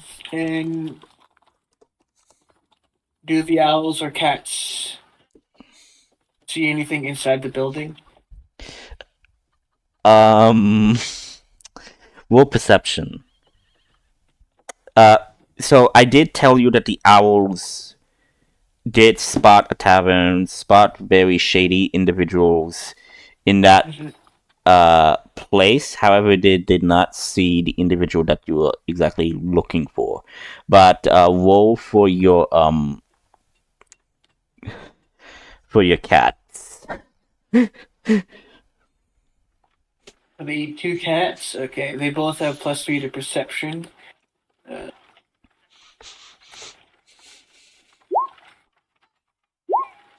17 and a 10. Okay, 17 and a 10. Okay. The cat that rolled the 10, you manage to just see just people who are drastically drunk, like unable to get up, like and all of that. And the 17, I would say that your cat manages to see like one of the servers, a man, basically takes some food and is going behind the bar, and your cat can like sneakily follows and sees that they are taking the food down into the cellar of this place. Okay.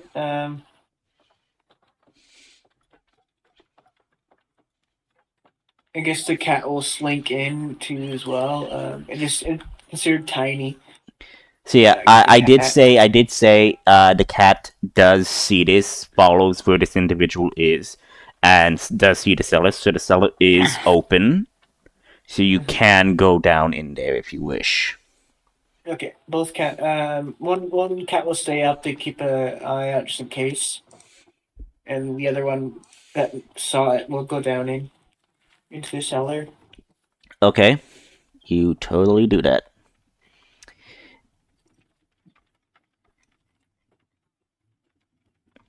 This is the one that rolled a 22 for stealth. Yes.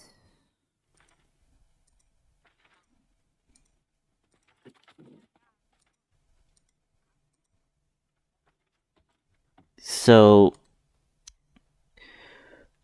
may I ask what exactly you are looking for? Well, actually, no. I know what you're looking for. So, yeah, sorry.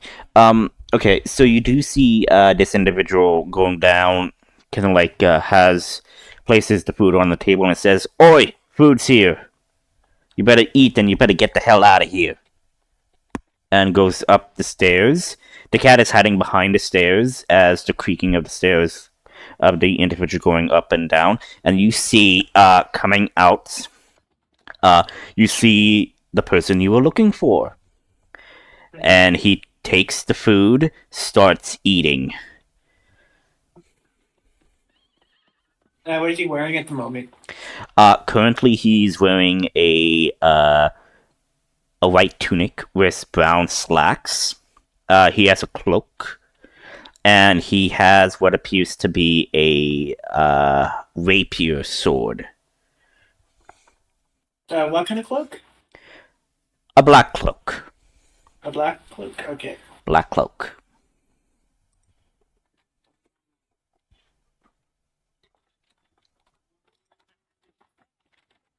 the cat will stealth closer and get his scent, basically. Okay, roll, I guess, in a sense, so you could track him. I guess this would be survival?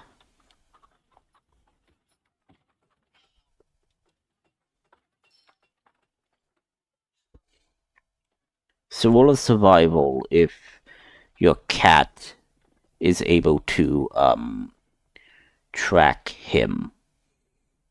Okay, survival. Yeah, just to see if your cat could pick up his scent. +1 to wisdom. 3. Okay, so the cat's sink. It's able to pick up scent. Problem is this is the cellar, so there is different smells coming from the cellar. So like wine, meat. So it is kind of difficult for your cat to pick up on his scent. Okay, the cat will walk out and be all cute and friendly to the prisoner, like, yeah. And Roll a persuasion or deception for your cat.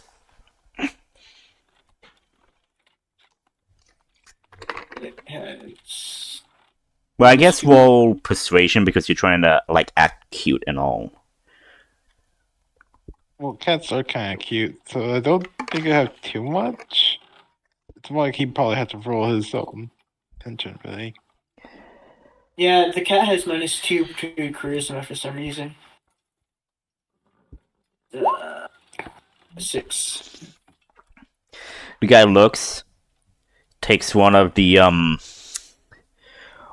stale pieces of bread, and basically like just throws it at the cat and he just says, "Piss off! Damn rodent feline!"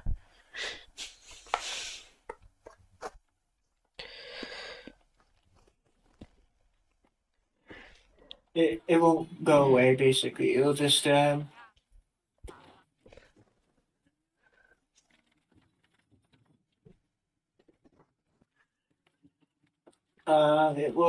go back in the shadows and stealth away, or run away, basically, and hide. Roll stealth, because you did reveal yourself, so the guy needs to. So yeah, so roll stealth. Okay, he does not see you, 18. so he thinks that the cat just scurried off and ran away. And the cat will stealth up behind it and like get its scent again by like sniffing Him. Okay, I would say that you do see his bag, so if you want, you could try to sniff the bag to pick up the scent. Okay. And I would say that you will get a. You could add your proficiency bonus to this check. Okay. Your character's Mine or proficiency. now? Yeah, your proficiency. Your character's proficiency to this roll. Okay. There's +4 and so +5. Yeah, +5. There we go, 17. Okay, so the cat is able to detect the unique scent of this individual now. Has a type of sweet cedar type smell to him. Okay, then the cat will just wait in the shadows, and Adrian will wait for Ordis? for whoever's coming. Yeah, to come help with him. yeah. Who is joining Adrian? Is it Nail or Ordis? Or Word is both. coming. They're both coming? Okay. So I would say, like, during your whole investigation, you just, so Nail, Ordis, as you are making your way to where he is located, you do see Adrian is basically looking at this tavern, and he's basically in one of the alleyways. He's just, like, hands on the side peering through, and he does not notice you guys.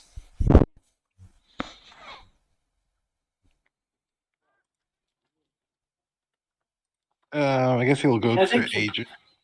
Well, I'm thinking Adrian be in like a public area, just like sitting down, pretending to relax or something like that. But what he's Okay. actually doing is looking through the eyes of his familiars. Okay. Okay, copy that. Copy that.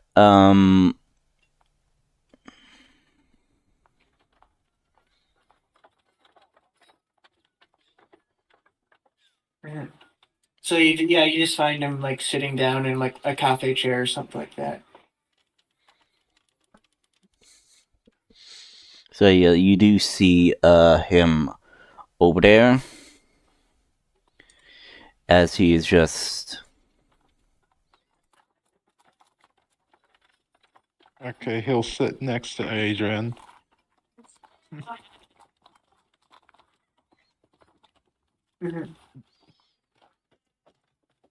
You found the guy yet? He doesn't respond. yeah, he doesn't respond. It seems he is currently in a trance of sorts. Since I have a familiar, do I know that he's in a familiar trance? Yes. So I'm gonna tell Ordis that he's experiencing the world through a familiar. Oh. He just pokes his nose. Adrian will regain his senses and using divine message. I've found the person in particular I'm looking for. Okay. Where is he? He's in a shady bar in this strange alley in the cellar of the bar. Okay. Should I go in and make noise? Then when he starts fleeing, you go behind and knock him out? I have a plan. Distract the the bartender, or the who went in the cellar. Who went in the cellar to get the guy food? one of the servants. He's a man, so basically a server, a waiter. I want one of you guys to distract. He draws what the guy looks like. That server. You do have the drawing of the individual that you used, so you still have the drawing. Yeah, no, but I want you to distract this server, and he draws what the server looks like. Roll intelligence or wisdom. I think it's wisdom to call something. So roll wisdom to see if you could draw this individual carefully. Trenny, okay, you draw a perfect likeness of this individual. You're an artist? Yes. I want you to distract this person. I will disguise myself as him and go into the cellar and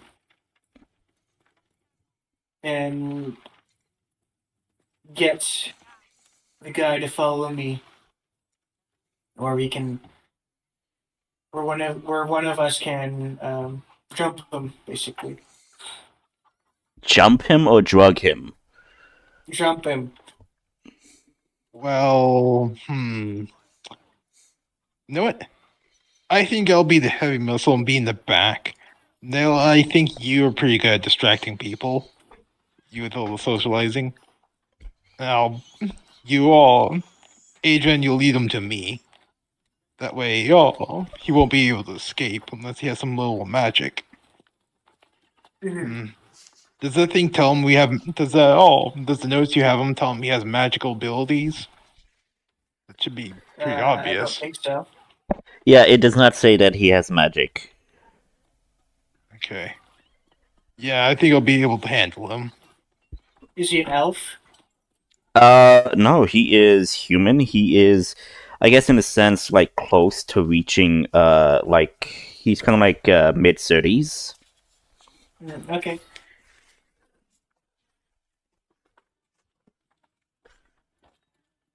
So, I'd like you to distract this waiter, and I'll disguise myself as him, and head back in the cellar.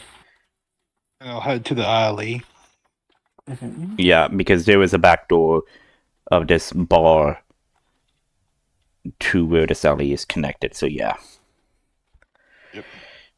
Or is this does the whole shuttle teleport basically? Okay. So my question is, Nail, how are you going to distract this guy? And Adrian, how are you going to like copy this guy in the sense like disguise yourself as this guy, without the guy noticing? Like because mask of many faces. Yes, yes, yes. I know. My question is, how are you going to do it discreetly without anybody noticing? And how are you going to get the waiter guy out of the tavern bar, uh, so you could just like switch places with the guy? Yeah, it's Neil, Because how do you think we should get him out of the bar? We could. I could also try disguising myself as the boss and telling him that he can go home for the day, as well. How corrupt do you think this guy is? This waiter of yours? Well, he's helping a prisoner. I don't know. You could be doing that out of fear. An escaped convict. How much money do you got on you? No, he doesn't have any of his money on him at the moment. He left it at the. He has about like 100 gold, I think. He left most of his other gold at in the mansion, the manor, his room.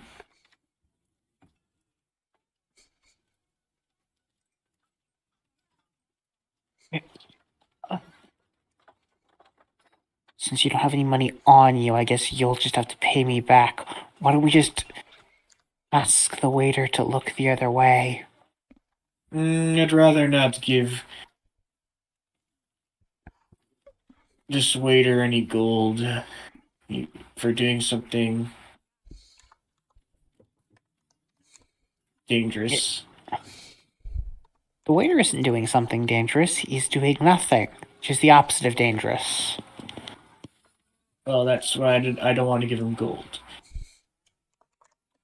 Well, you want him to do nothing when he should do something. So. And I'm not a person who makes a giant scene to get attention. I would, but You're not here. yeah, you're in the I know- alleyway. I know. I know. I'm just commenting. I mean, yeah, she's not even here. Oh, I have an idea. You would ask for a glass of anything and then look at it and then start screaming and yelling, and that would make a scene. I'm not that character. Let's just bribe him. I have an idea. You have two options. You can threaten him, which would be Ordis's specialty, or you can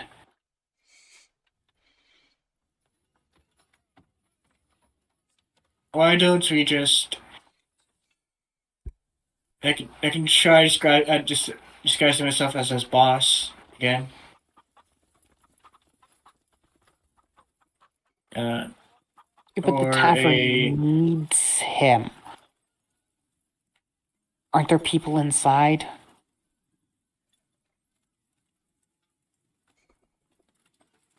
Oh, I know. Why don't you use your magic to have some of the occupants in the bar start a bar fight? Like use your minor. Do you have minor illusion? No. What? That is Layla's department, causing a scene. We all know Layla. She loves causing chaos. Oh, I can use a telekinetic shove.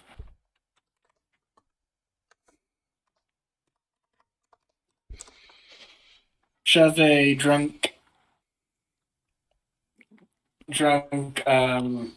patron get him all riled up and make him think another patron shoved him or something. You don't have to be. You don't even have to be in the bar to do that. First of all, you want to start a bar fight where a known criminal is hiding. Like, that's going to get him to not be in a bad way.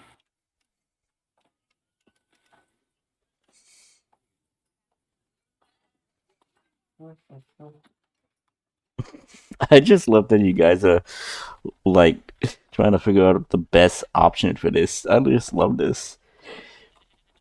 Just distract him. Just distract the waiter for a little bit. Just talk to him or something. I can just teleport in. Yeah, I will talk to the waiter.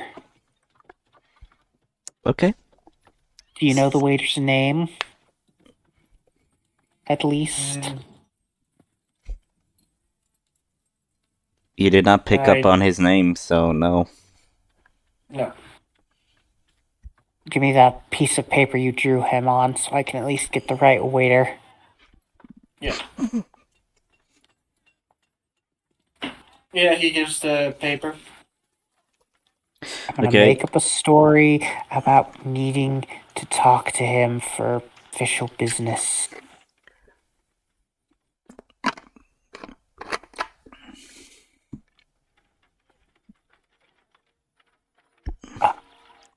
Let's see, what would be the medieval version of your car's extended warranty? An extended warranty.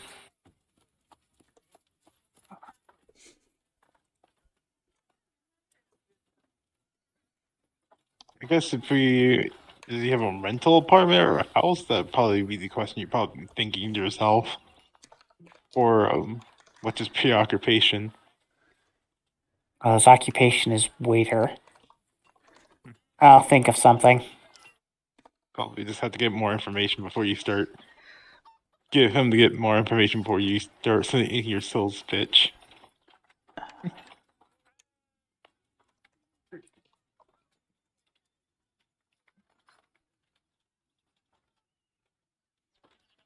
Oh, I have an idea. So you said there's a door. There's a back door behind the cellar. In the cellar. To where like the whole kitchen area is, yes.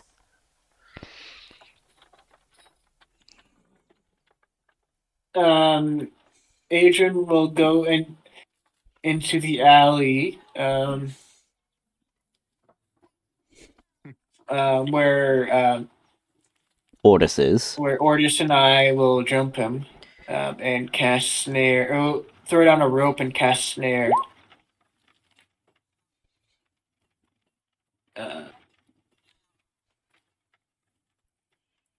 Okay.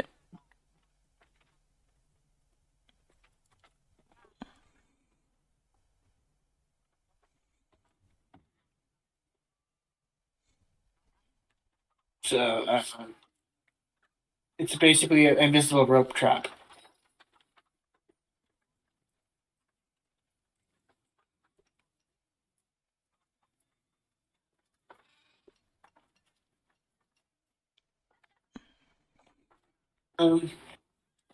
And he'll give the signal to Neil that he can distract the waiter.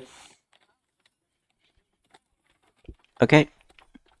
So you get the signal to distract the individual. So I'm gonna call the waiter over. Okay, and the guy then looks at you and says, "Yeah, what do you want?" Is this the waiter I'm supposed to be distracting? It is, because you do have an image of the guy and you do know which one to go for. Okay, I'm gonna put a piece of gold on the table and say, I've been tasked by the city to figure out where the best places to eat are. Could you describe every item on the menu that you offer? how people like them, if people don't like them. Take out a quill. Roll a deception. He's paying gold. Yeah, and since you're paying a gold, I would say you would have advantage. 13. So, let me just roll for this guy. He looks at you. He looks at you, and he just looks at your attire and says, 2 gold, and I'll bring you a menu, and I will tell you what our most non-horrible offer of food is, I guess. I put another piece of gold on the table and say, I can't wait to be educated. Yeah, the guy just rolls his eyes and just goes to get a menu, and he comes back and he begins telling you about the different dishes. Okay, Adrian would probably be watching with his familiars, and at that point he will sneak into the cellar. Okay, roll stealth to see if you could sneak into the kitchen and make your way to the cellar door. So And where is the cellar door exactly, actually? I would say the cellar door is kind of like at the far end on the left, right near where the kitchen to basically cook and whatnot. So it's not in the kitchen? Not exactly in the kitchen, it's near the kitchen itself. It's just like you don't want the supplies basically like clogging up the lane for the kitchen and whatnot. So they have it in a like next to the kitchen, but yeah. Okay, he will. So just roll a stealth for me. Okay. 19. Okay. You go in, no one's paying attention to you, they just assume that you're one of the workers here, and you see the cellar. Okay, he will cast disguise self on himself as the waiter and enter. Okay. You go down, you see the guy, he's finished eating, he's packing up his things, he looks up and says, yeah, I know, get on out of here. I'm going. And he basically puts like a little freaking tip of a coin, and he starts to go towards the stairs. I know a safe way out of here. Follow me. Oh, now you're being helpful to me. You were being rude to me.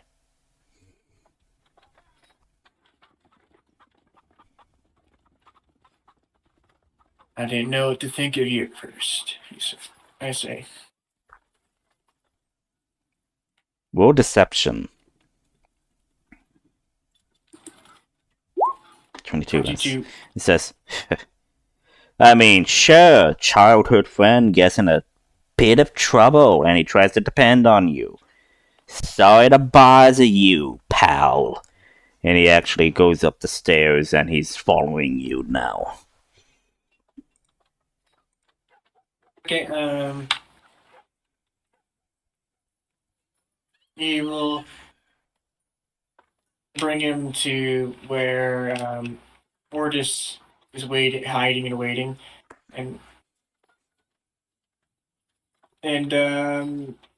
Adrian will step over the invisible snare trap because you remembered where he put it, I think. Yes, you do know where it is. My question is Ordis hiding? He's just waiting in the back. He's not gonna hide. Okay. Okay, so go through, and this is a. Okay. Is it okay? So it's a DC 19 dexterity saving throw. Yeah. Okay. So he is not suspecting this. And it's a dexterity. Alright.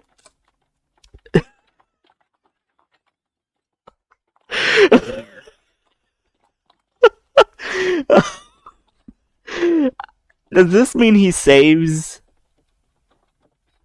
1 second. This.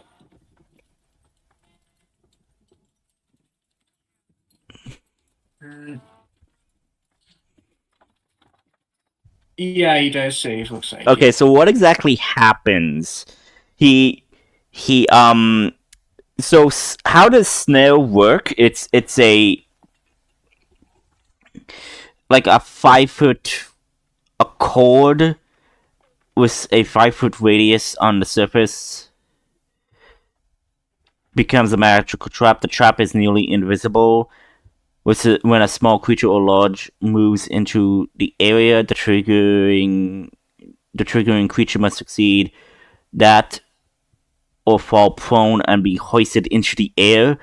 So basically, he goes through. He basically trips on something, and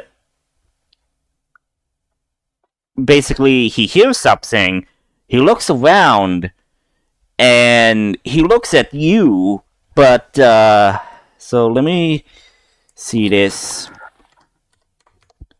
This I is think it remains invisible. yeah, it remains invisible, but now he did. So I need to make a. Okay, so 15 against your spell DC. He does not see or does that and says, "What the hell was that? Was that a cat I tripped over?" Bloody hell, finding cats all over the place. Bloody rodents. We have a lot of strays around here. Huh. Somebody's Whatever. been feeding them. Whatever, you have a safe way out of this city. Yes, just follow me, and he'll take him to where Ortis is. Okay. Otis, you see, well, the individual, you see the waiter, and you see the guy that you're supposed to get behind him. Roll for me an intelligence to see, I think, is it an intelligence check to see if you could break through the disguise? Or is it wisdom? I don't know. No, it's a perception, so... He knows the plan. Yeah. He knows the plan, though. I told him it. Okay, so I would say that Otis, you assume that the guy who is the waiter is Adrian. So you get ready, you're getting ready to basically get behind this guy as soon as he gets behind, and you're gonna grapple him? Well, if he's gonna create echo, we'll behind him and then. Okay, I'm following you. So just let me know when you're going to do that, because I would say that when he kind of like gets, I would assume that you're hiding behind maybe stacked crates. So my question is, when he gets like near the crates, is that when you're going to create your echo and basically get behind him? Yeah. Okay, so he is nearing the crates right now. So my question is for you: do you sing? Yep. Okay. Push and grapple him. Okay, so he feels someone grabs him. He's going to fight against that, so it's going to be a contested strength roll.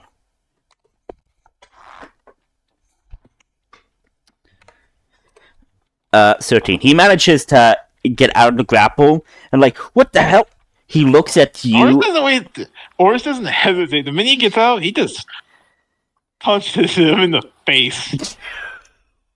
Whoa! Like he looks at you. He looks at his friend, and then says, "You traitor, son of a!" And like roll an attack, and he is actually facing away from you. So I would say you have advantage on this because he's not looking at you at this moment. Okay. I don't really have an unarmed attack button, so I'll Just roll 29, okay? So you go and you punch him in the back of the head. Punch him in the back of the head, and I am going to roll a Constitution save. Basically to see if he is able to not be knocked unconscious. So here's what I'm going to do. If he rolls below, I would say 15, he will be knocked unconscious. If he rolls above, he will still be conscious, but his actions will be slow. With disadvantage, basically. This is how I'm gonna roleplay this. Oh my god. Oh my god. Okay, so he's not unconscious. His actions from now on will be at disadvantage. So basically, he feels you bonk him on the head. He looks at you, and he just like draws his saber, and he's gonna take it. him again. Okay. Okay. I'm going to Okay, since you guys are like physically attacking the guy now, I am going to say that this is now into a sense of a combat. And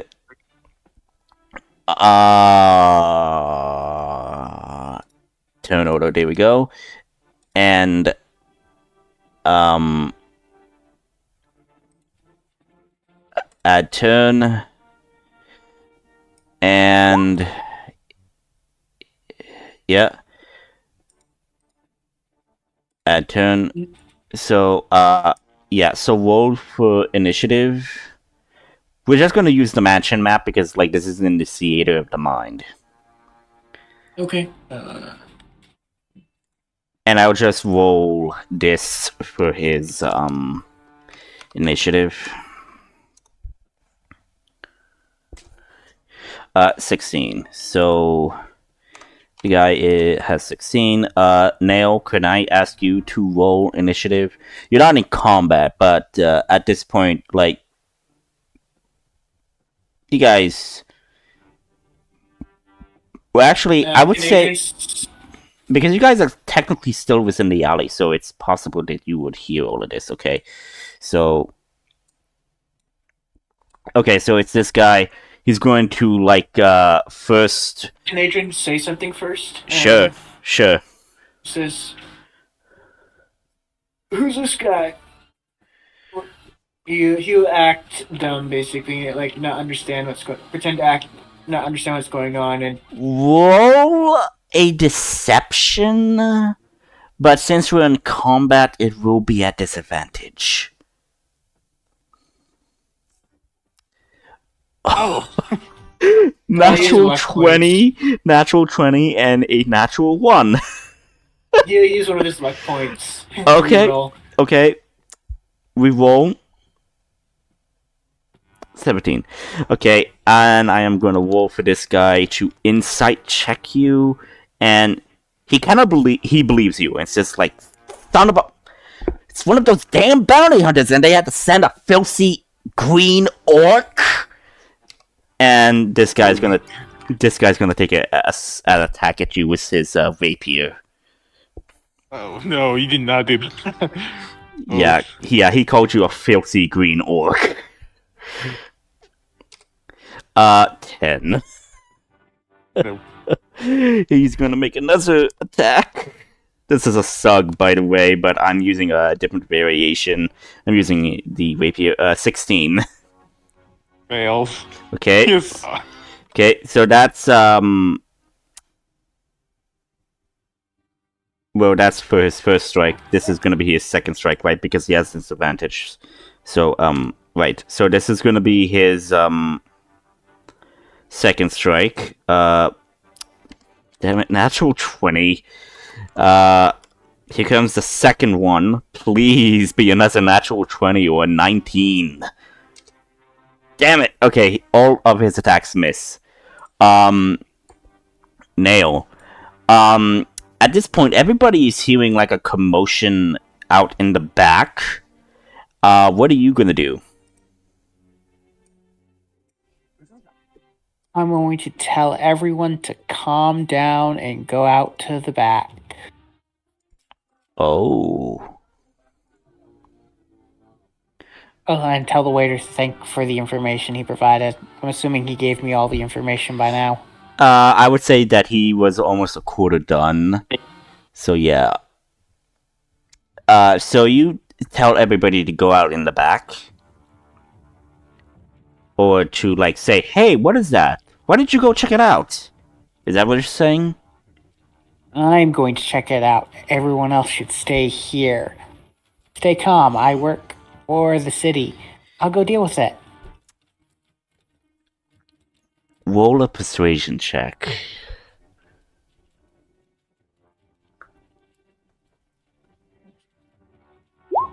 $16. Okay.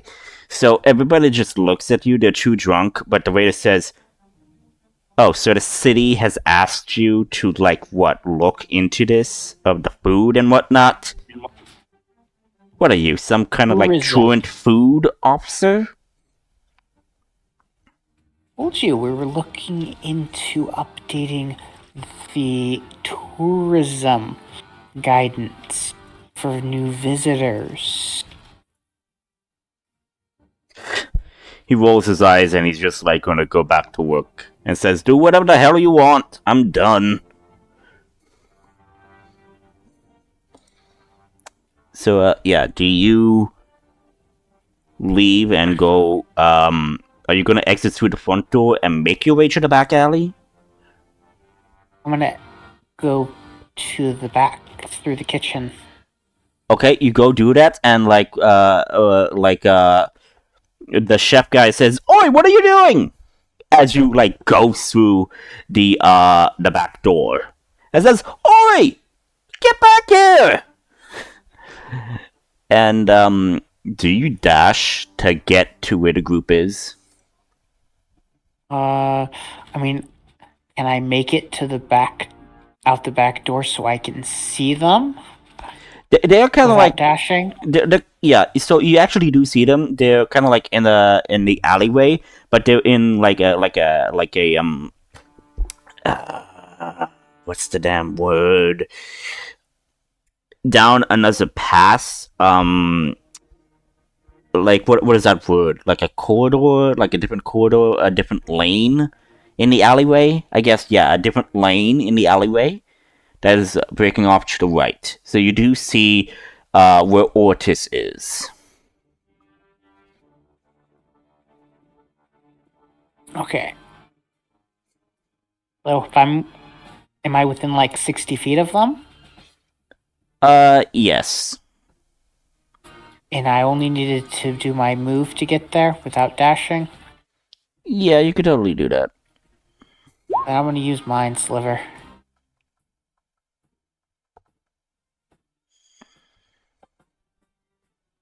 Okay. Mind Sliver is a DC intelligence save. Okay, so you make your way, and you're gonna Mind Sliver this thug. Okay. Fails, he takes 10 psychic damage. So he feels the psychic damage like, what the hell? I knew I didn't drink too much. And that's gonna be your turn. Not use another saving throw thingy against him. Really want this to work. Oh, you want him? Oh, wait, shit, right. He has disadvantage on his stuff. No, he takes a minus 1d4 to his next saving throw. Oh, okay. What are you gonna use? Is that a suggestion? Old monster. Obviously. Because It's the only thing I got. Okay, well, Mind Sliver is an action. It's a cantrip. Correct, which means I have to wait until next turn. Yeah, okay, so next is going to be Adrian.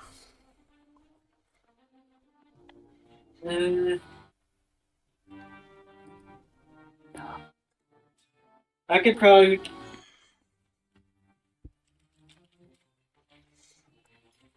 What constitutes as a reasonable?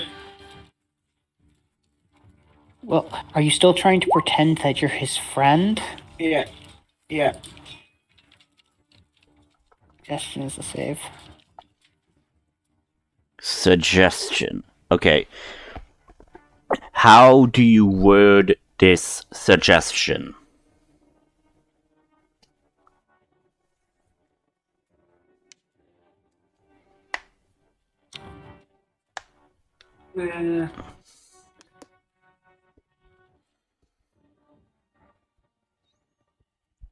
Try. I'm thinking maybe because if you grapple somebody, both of you guys are considered grappled. I'm pretty sure.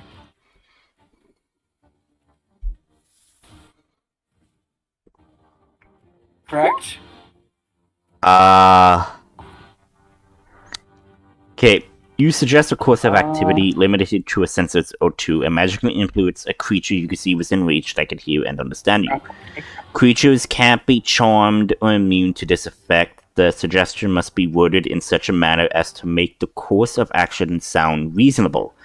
Asking the creature to stab itself, swirl itself onto a spear, immolate itself, or do some other obviously harmful act ends the spell.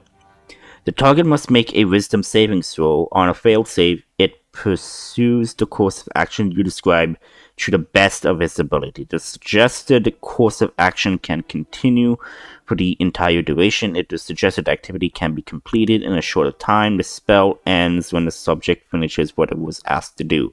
You could also specify conditions that will trigger a special activity during the duration. For example, you might suggest that a knight gave her war horse to the first beggar she meets, blah blah blah. If the condition isn't met before the spell expires, the activity isn't performed. If you or any companion damage the target, the spell ends. So, You can just tell them to surrender. Yeah, but then the spell will immediately end. Curl up. So like I said, Adrian, how do you word this suggestion if it fails? oh, by the way, Adrian, to answer your question, if you go to grapple someone, you are not grappled.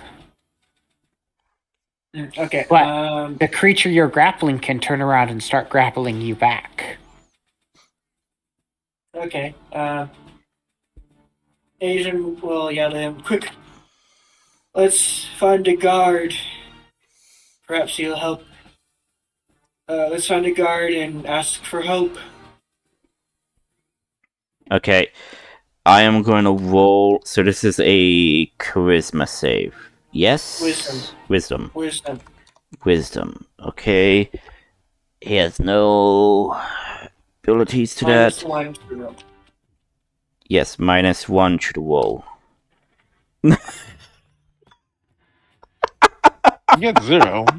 You got a 0. 1 minus 1 is 0. I believe the least you can technically roll is a 1, so... Okay, so he is following a suggestion. Yeah, let's go get a guard. Let's get out of here. And he is going to make his way out of the alleyway as he's shouting, "Guard! Guard! I'm being attacked by a filthy orc!" Well, he also said follow me too as well. I also said follow me. Let's Yeah. guard. Yeah. He's So Adrian will run. Yeah. Following you and whatnot. So yeah. Boris will follow them, but not run.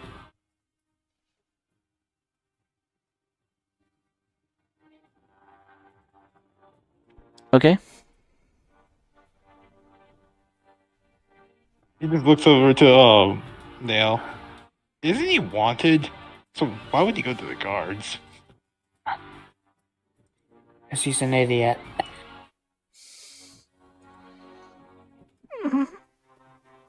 Better follow so we make sure we can at least maybe Adrian can get the bounty. At least don't love this.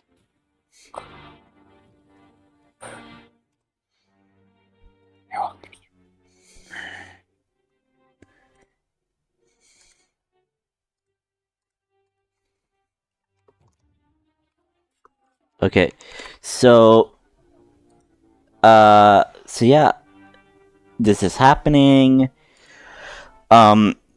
So the guy is shouting. So Adrian, that's your move. You're running. He's following. Is that going to be the end of your turn as you're looking for a guard? Yes. Okay. So yeah, Otis, it's your move. They are running. What are you gonna do? He'll follow. Okay, that's all you're gonna do. You're just gonna follow. Yeah. Okay. Next is gonna be this guy. He's gonna say, "God, God, we're being attacked and chased by a filthy green orc. Help us!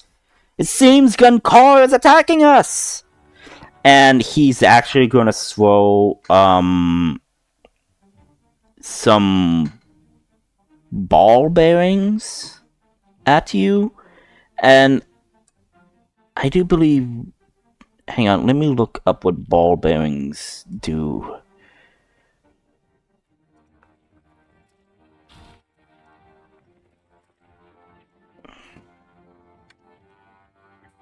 D&D ball bearings. Here we are. Ball bearings. It's a dexterity save. Each creature in a 10-foot square centered on a point within range. You can spell these tiny metal balls from the pouch to cover a level square. A creature moving across the covered area must succeed on a DC 10 dexterity saving throw or fall prone. Okay, so he does it in front of you, Ortis. So You know, the easiest thing would be to just have your echo glide across and then teleport. yeah, but Yeah, this that's is what he's probably gonna. yeah. So Being like, yeah, but Yeah, this he will actually stop to not go into the bunch of the ball bearers. well Then- again, like this is just happening. So It's not your turn yet. yeah, it's not your turn yet, but this is what he does. And yeah, so that's gonna be the end of his turn. As he's running with Adrian, shouting "God, God, God." Nail, what are you gonna do?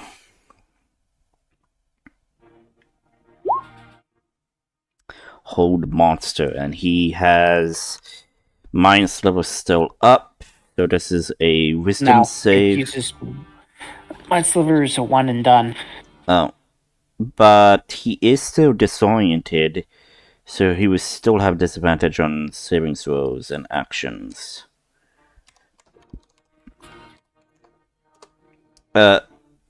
So fails, he's held in place. Like, hey, help me, get me out of here, friend. I don't think he can speak. He Uh, is both. So he is paralyzed, Yeah, but he can still grit through his teeth. and he is incapacitated. So a paralyzed creature is incapacitated and can't move or speak. Can they be moved? Yeah, he can be moved. I do believe it doesn't say in the spell that he can't be physically moved. Choose a creature that you can see within range. The target must succeed on Wisdom saving throw or be paralyzed for the duration. The spell has no effect on undead. At the end of its turn, it can make the Wisdom save again. I'm gonna. It automatically fails Strength or Dexterity saving throws. Attack rolls against the creature have advantage. Any attack that hits the creature that is within 5 feet of it is an automatic critical. He can't take any actions or reactions. So I'm just gonna walk towards them. Okay. Move at half speed through the ball bearing so I don't trip. Like, No, it's just whenever you enter the area, you would need to make a dexterity save regardless. It's a dexterity save of 10. So make a dexterity save. Or be prone. no, a creature moving through the area at half speed doesn't need to make the save. I am just walking towards my target. Oh, okay. Basically, I'm not picking my feet up, I'm shuffling them forward so the ball bearings aren't getting underneath my feet to be tripped on. Okay. Makes sense. You totally do that. Could you kindly remove this person's weapons from him? Tie him up.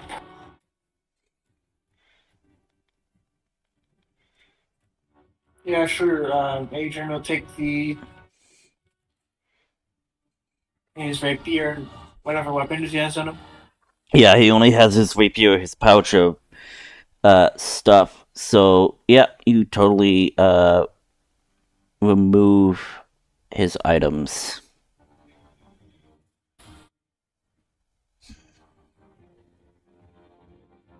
So yeah, I basically walk out of the alleyway, and a couple seconds later, my scepter is glowing, and he's just frozen in place.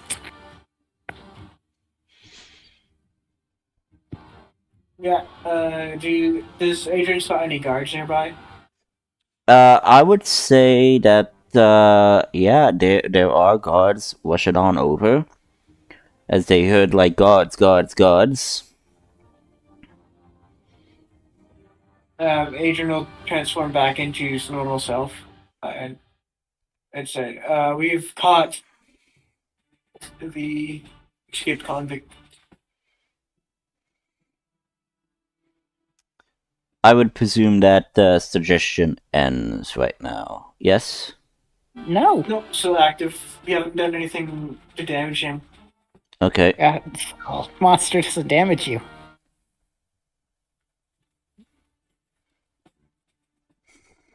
Does Oris get there? Yes. Okay. Please bind his arms before this spell wears off.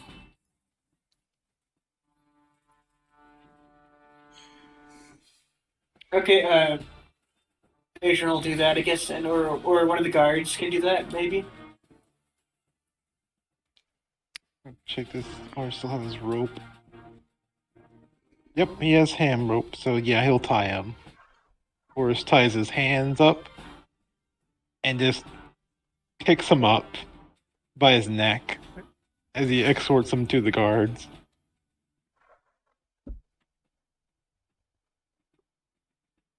What is happening? Friend, what is going on? Where are you?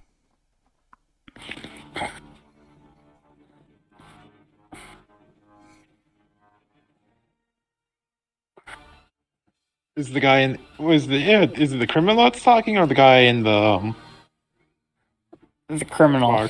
Criminal. Oh, your friend is not that was never your friend. Don't worry, you'll be safe in jail.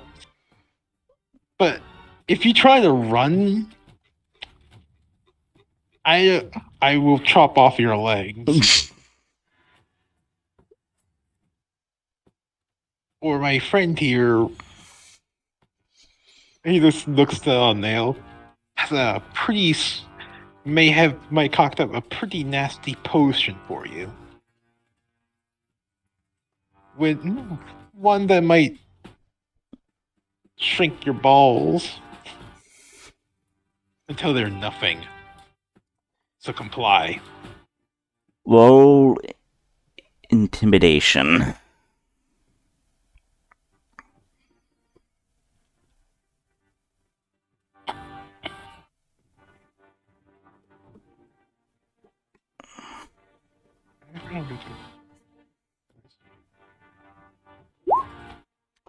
Okay, he is very much shedding his pants right now.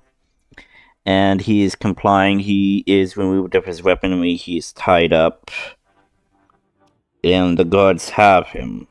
He says, We will take him to the jail. Thank you again, sir.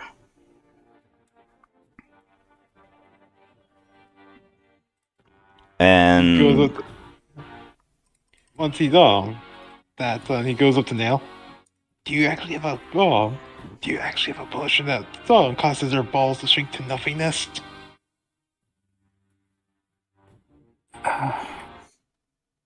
Well, I There's spell that mean, can do that. a potion, probably not, but I do. There's magic spells that could do it. I mean, I have that spell actually. wait, there's an actual spell that does this? I don't know if you can get it to just shrink the balls, but Nope. enlarge, Nope. reduce. Nope. I can make it. I can do that with just shrinking the balls. Oh dear What kind of spell would god. that be? Oh dear What kind of spell is god. that? Oh dear god. I have Asian psychopaths. Adrian will pat Boris on the back and cast bestow curse on him and shrink his balls. Okay, wait. I don't know wait, if there's wait, a curse of ball wait. shrinkage, but Bestow curse. Okay, you touch a creature and that creature must succeed on a wisdom saving throw or become cursed for the duration. Choose the nature that's- of the curse from the following Then options. From the At the following very- options. Yeah. While at the bottom it says at the GM's option you may choose an alternative curse effect, but it should be no more powerful than those described above. okay, yes, the idea is you could create a curse, and if from you the following upcast it, the options. curse Okay, can okay, okay. go I'm on. reading the thing. Choose from the outlet options. Choose when ability score while cursed target has disadvantage on ability checks. While cursed the target has ability on the attack rolls. While cursed the target must make a wisdom saving throw at the start of each turn. If it fails, it wastes its action. Your attacks and spells.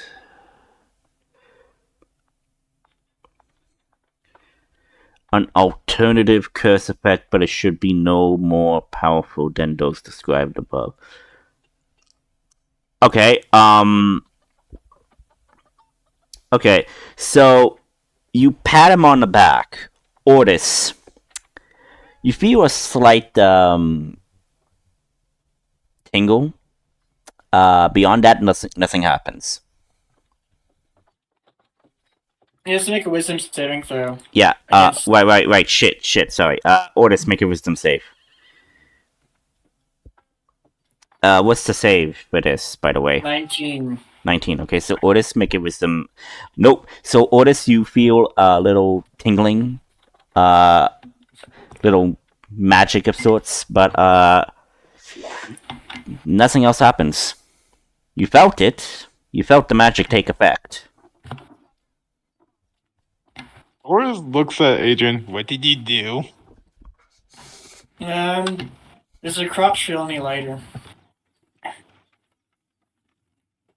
I mean, bestow curse at this level isn't going to be permanent. No, it's I don't not. even think Yeah. Warlock can make the curse permanent. It's just for a day. So, I don't think. Yeah, It's 8 I don't think- hours. okay. It's a minute.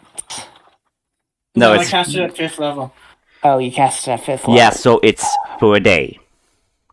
The duration is 8 hours. 7th level is 24 hours. And if you use the 9th level, it's permanent. Okay, because it says bestow curse 1 day. Yeah, that's not the Oh, okay. weird. Ugh. That Okay. shouldn't be it. The upcasting has the other Okay, so he for it. cast it at 5th level, so it is 8 hours. Yeah. Right? He cast it at 5th level? Yeah. Yes. Yeah. Okay. I can't cast any lower. Okay, or okay. I was reading the name of the spell, so my mistake. So yeah, Otis, you feel like tingling and whatnot. You asked him, what did you do? So he answered, I believe. Yeah. Does your waist feel any lighter.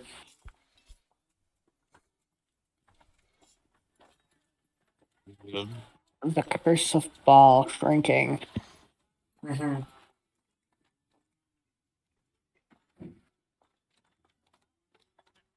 Actually, Oris will go into a corner and then check. So in a sense, you are asking to shrink his ball. So in essence, can't exactly do that because there will be many different proportions. So what I did, so Otis, when you like open your pants to look, you see that your unit that was normal size to you is considerably smaller now, as in teeny and puny.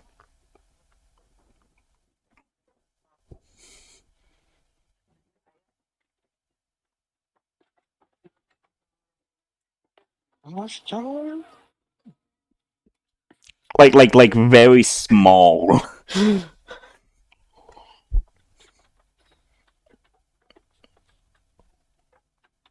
Adrian! Wait, you're whispering. Why are you whispering? Oh, he's yelling out. Okay, yeah. He doesn't Yelled want to out. actually yell. Okay, well, you could just say I yell, Adrian. You could just say that. Yeah, I know. Okay, so Okay. you yell, Adrian, and this can be heard, and so yeah, what do you do?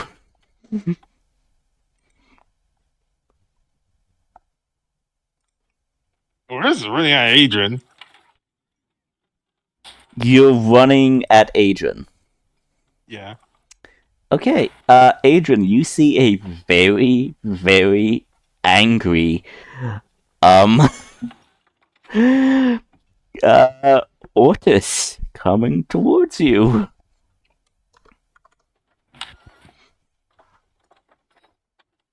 What do you do? See, I told you I can do it with the spell. Adrian said.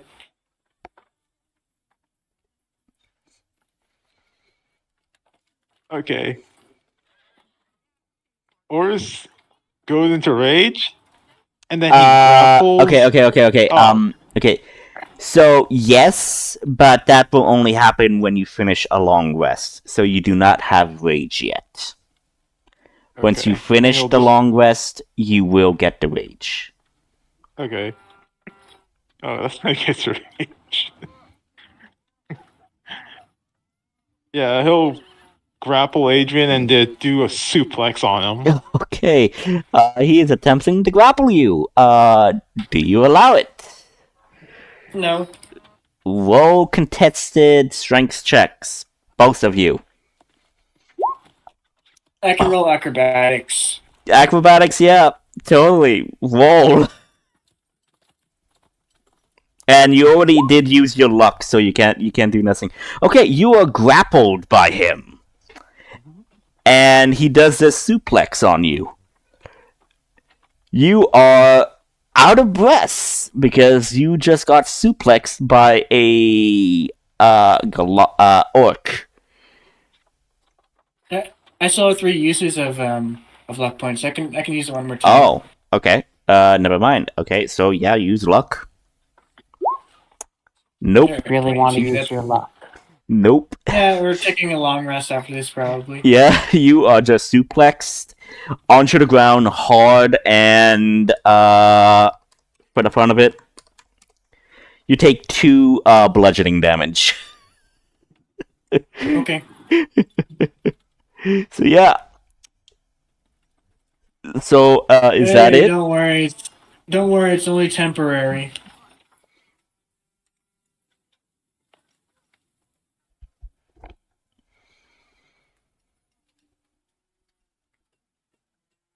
Oris just grabs him and just like close to his face. If you ever curse me again, I'm going to stub my fist right where the sun don't shine, and then I'm going to make you a puppet. And you know that I speak true. Okay.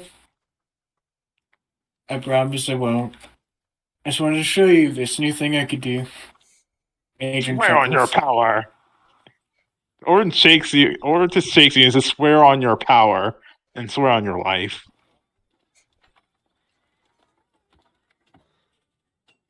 Yeah, I swear. Say it. I swear on my power. And I swear on my power that I won't curse you again. you don't listen. I said swear on your power and life.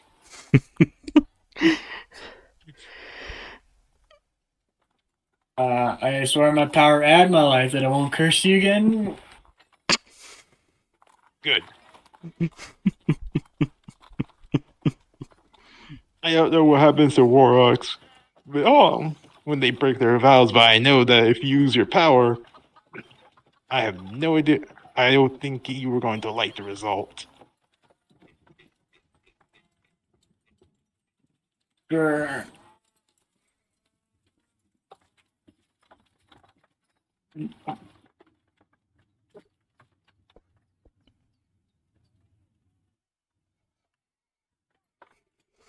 Okay. So that happened. What next? I guess we'll walk with the guards to get a reward, basically. Yeah. You receive your reward of 5,000 platinum. You mean No. 500? Yeah, 500. Thank you. 500 platinum. I won't complain for 5,000 platinum, but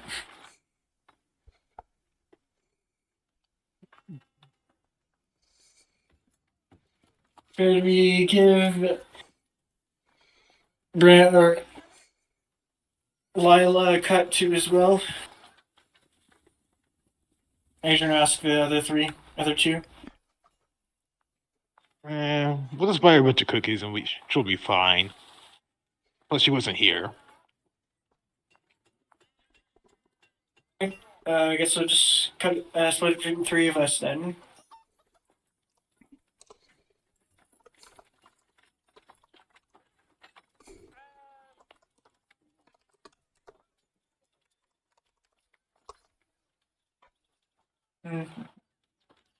Well, that's a lot, but it's so 166.67. What? So that's how much of it's divided by 3. I'm keeping it in platinum. I mean, that's So how you divide it 500. between among 3. Yeah, 166 platinum to the three of us. Wait, how much money am I getting? 166.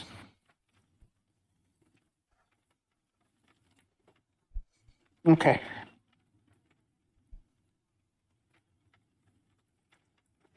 Is there? I don't think there's anything higher than platinum. There is not in standard D&D anyways.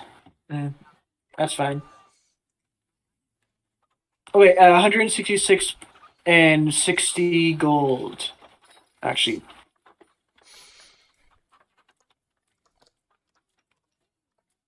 $66 gold. Actually, there. I do believe the sixes just go all the way down. Yeah. You can just keep the odd gold so we don't have to go all the way down. Yeah.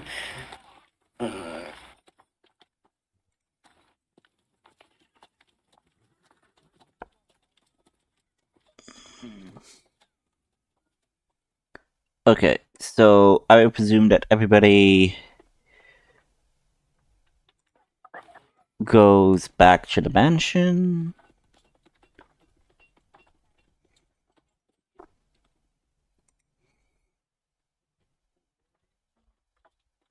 Right? Yeah. He's probably gonna stop at the magic store to get something that prevents something that allows them to resist spells or deflect them back at the person who does it.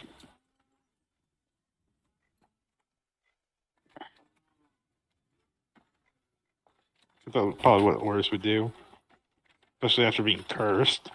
Okay, so you want to go to the magic store to see if you could get this curse removed. No, he's getting a magic item that allows him to resist curses or spell effects. Or deflect them. That's what he's looking for.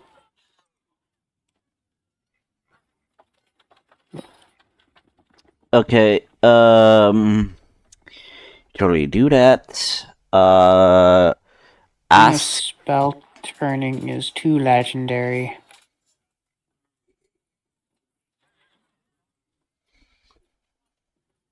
There's a mantle of spell resistance.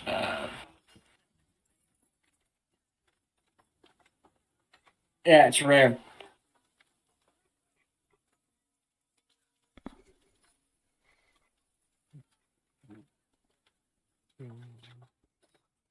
Here, I'll post it in chat or the server.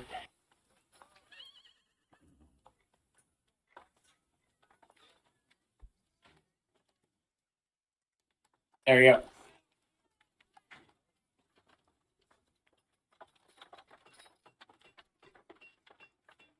It's a rare cloak. Rare magic item. Wondrous magic item.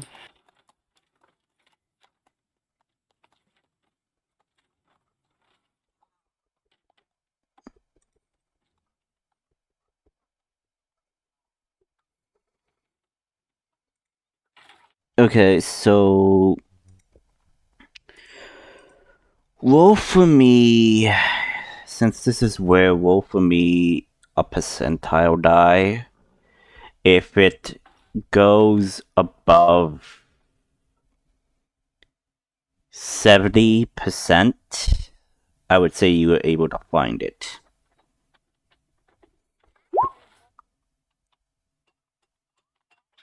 Okay, you managed to find a mantle of spell resistance.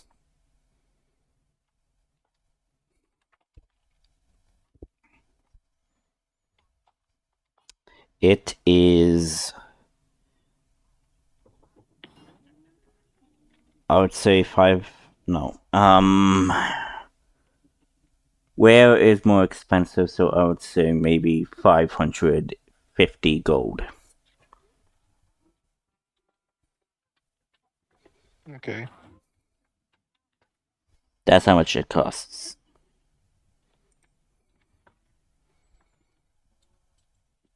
Yeah, you buy it. You buy it? Yeah. Okay. Great. Take the money out of your account, and yeah. You now have Hey. it. If Adrian didn't curse Ordis wouldn't have had the idea to get a mantle of magic protection. So technically, Adrian made Ordis stronger. The worst way possible.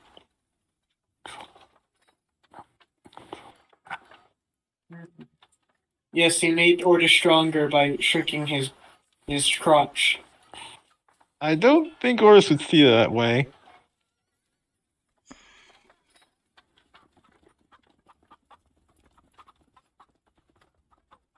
I don't think Adrian would have seen it that way either, but I do. Real Adrian does. Devin does. Interpretation.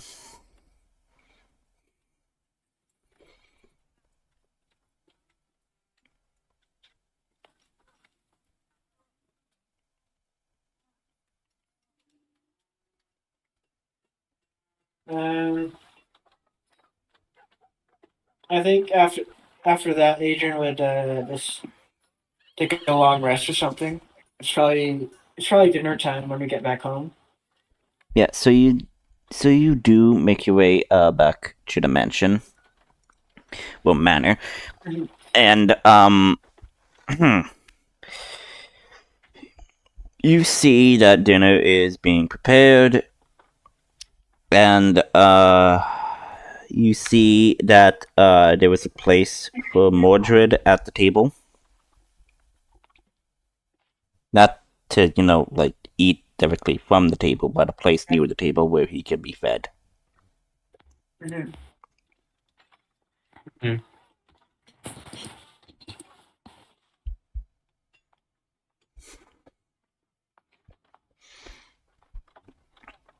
And you see that they are taking food up to your Yunti friend.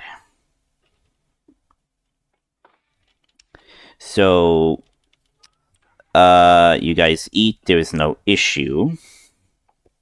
Is there anything else you want to do?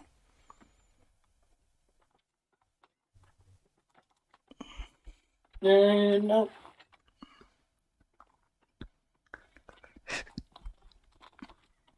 Okay. You all go to bed. There is no issue. Ortis. When you are deep in your sleep, you find yourself on that cliffside again, overlooking the ocean. You hear the movements of ground moving and shifting, and you say, "How curious. The little orc had his pride wounded. I must say that was quite laughable." As you see the large serpent figure of Jormungandr.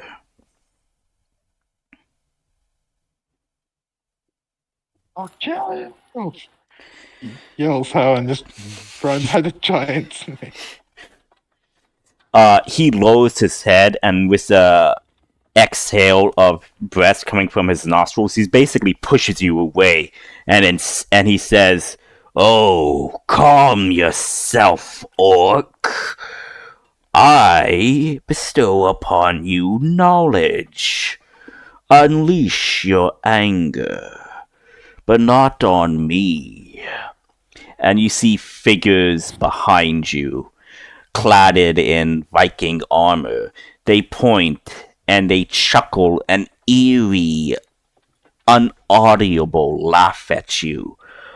Unleash your anger upon those who laugh at you. Release your inner beast.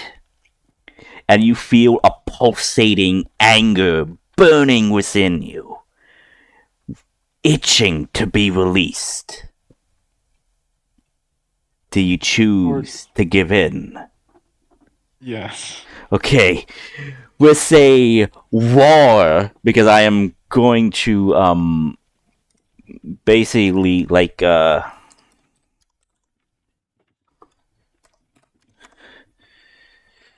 like Kratos unleashing a bellowing war. You charge at them. You punch one of them, they go down, turn to dust. You punch the other one, they turn to dust. But more spawn and says, "Yes, unleash your rage upon those who will wrong you. Unleash it upon those deserving." Do you continue to fight? Yes. Okay, you go punch and punch and punch one of them. You then see more coming, but now they're armed with weapons. You see a blade next to you. Do you grasp it? He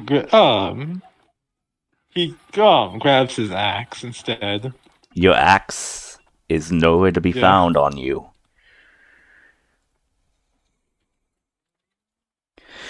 When you look at this blade, you feel the same pulsing anger that you feel within you, emanating from this blade, calling out to you in a soothing manner that it wishes to unleash your anger with it.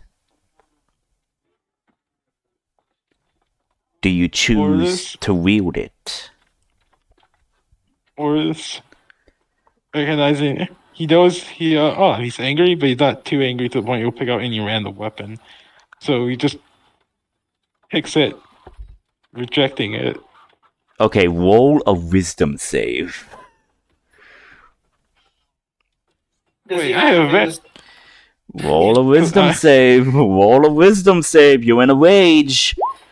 Oh, you feel the anger is too much. You feel those fools laughing at you, calling you names, and telling you you are weak. You grasp the blade and you cleft them in twain, disemboweling them. You cut through hordes and hordes until the entire cliffside is filled with blood. You look down. You see the corpses. You look at yourself. You look at your hands bloodied. You look at the blade. You see this blade.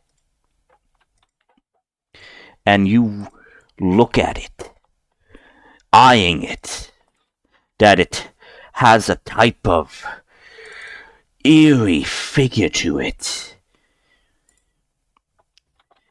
And you see this blade emanating this pulse, runes on it glowing with a orangey red glow. You then hear the voice of Jormungandr speak. Good. You're one step further to unleashing your full power, Ortis. But do not mistake your anger to fly blind with rage. You must control it. You must wield it. Do not let it wield you. And you feel an immense pressure in your skull. You wake up the next morning, feeling refreshed for the first time. However, you feel a burning sensation within your chest. Not so much burning, but it's slightly there, waiting to be unleashed. You feel a heartbeat, boom, boom, boom, boom, as the heat builds slowly. You're now in one level in Barbarian, and this is your rage. Congratulations, Ortis.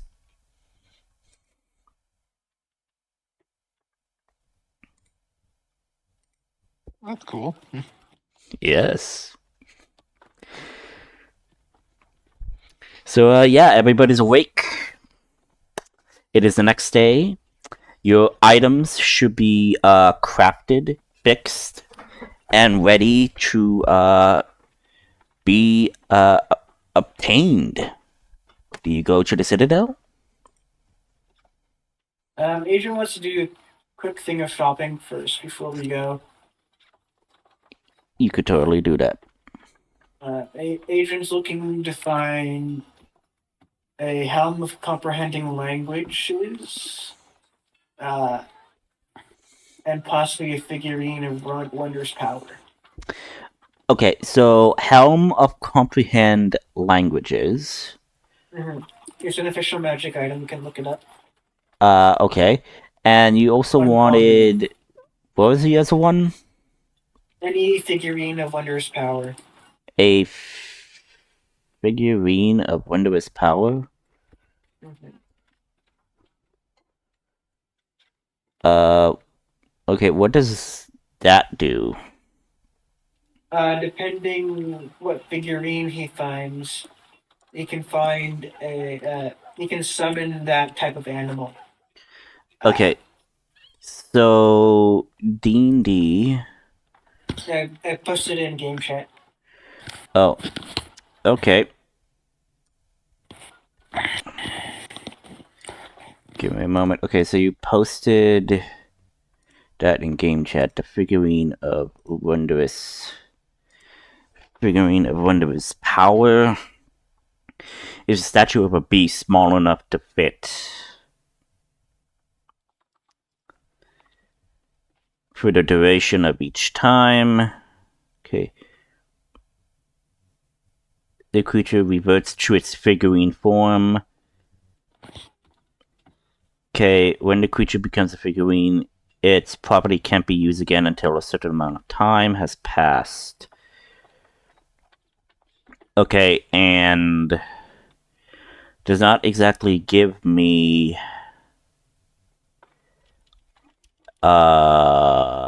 basically a chart in what to use this, so But yeah, there is. It's if you scroll down, it shows you what figurines you can find, what they do, and yeah, I'm there's saying that. that, like, in the sense the chart to roll.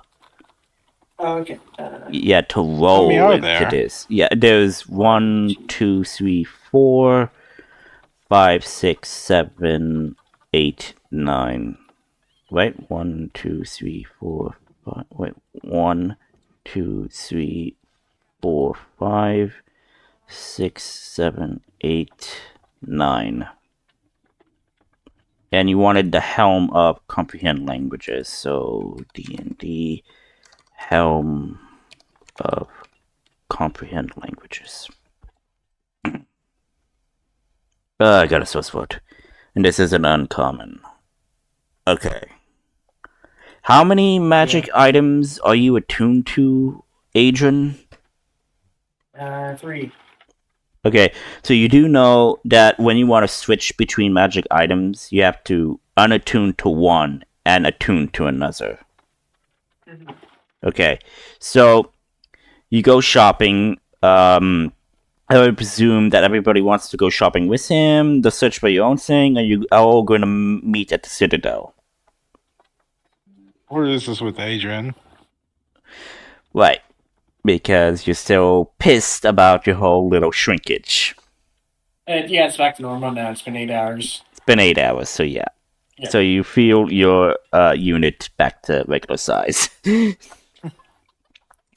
What is Nail? Are you going with Adrian for shopping, or are you going to meet at the Citadel? I'm gonna meet at the Citadel. Okay. You'll be at the Citadel as well. Okay. So yeah. So roll for me. Roll for me. I'm gonna do the helm first. Roll for me a 1d100. Since this is an uncommon, you just need to roll above, I would say, 40%. 66. Okay, you managed to find one. It costs about 100 and... No, since this is uncommon, it would be more expensive. I would say it's 250 gold. That's helm looks interesting. It looks to have pointed ears. And does it fit anybody else? You know if it fits anybody else other than elves or pointed-eared humanoids? Yes, the stand owner or the merchant. It says, "Why, yes, this is actually built for Pharaohs during their travels as envoys to meet with other individuals. Many individuals have so many different complexities in the common language. Not a lot of people understand. This is actually used to be very useful during the golden age of exploration. I'm actually surprised that some still exist." That sounds better than having the language stuffed in your head.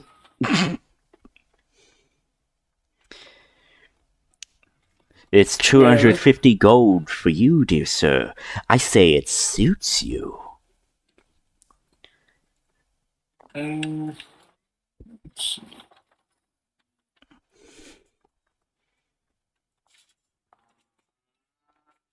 Well,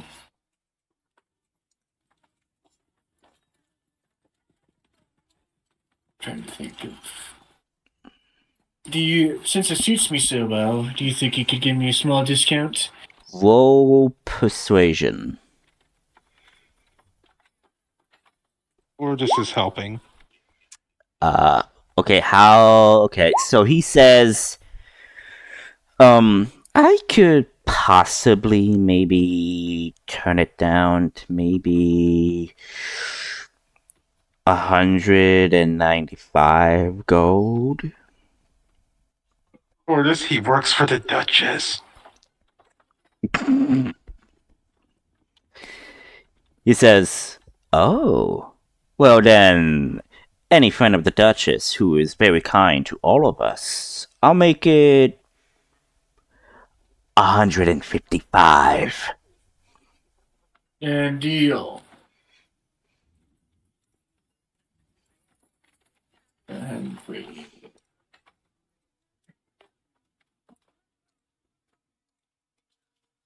Okay. He gives the 155 gold and grabs the helmet, puts it Okay. on. Fits you like a glove.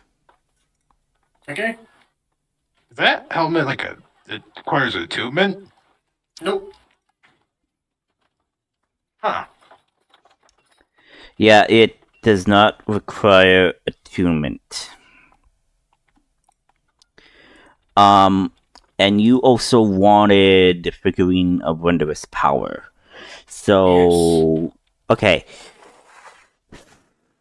How I will iterate this is, since these are rare, finding at least one of them is going to be pretty rare. And how I decided Some are to do... rare. Yeah. Sorry. Some are rare, some are very rare, some are uncommon.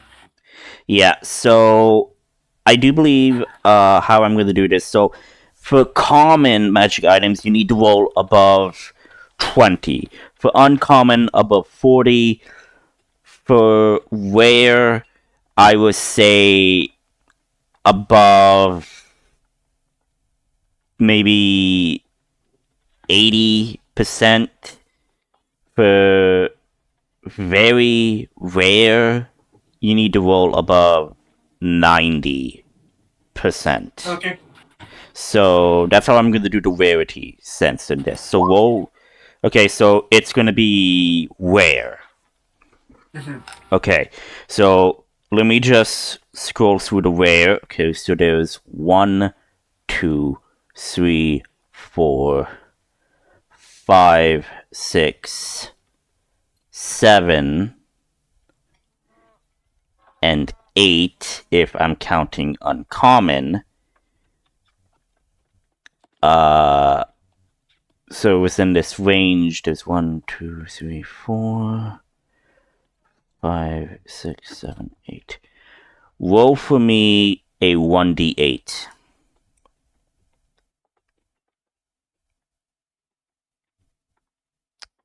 7. Okay. So I'm going from top to bottom, by the way, in looking at these things. So 1, 2, 3, 4, 5, 6, 7. Okay.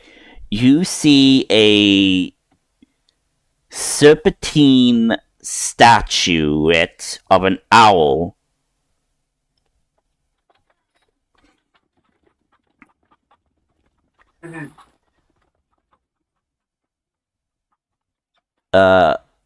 Wait. Oh, yes, serpentine is the type of material. Okay.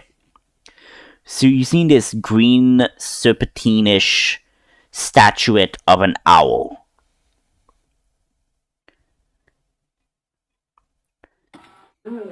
That's an interesting statue of an owl you got there. It says, oh, yes, this is actually one of the trinkets that was supposedly found in an ancient ruin of sorts that the adventurers found in Film. said they believed to be part of some tribe that used these things to carve them, or whatever. Supposedly guardian deities of sorts. Adrian will insight check him. See if he's lying or not. Roll insight. 15. Well, you can tell that he is being truthful, but he's not being exactly truthful in how the item was acquired.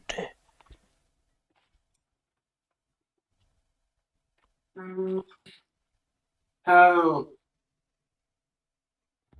That doesn't make much sense, Agent says. How did you really come across this? Well, like I said, I purchased it off of someone.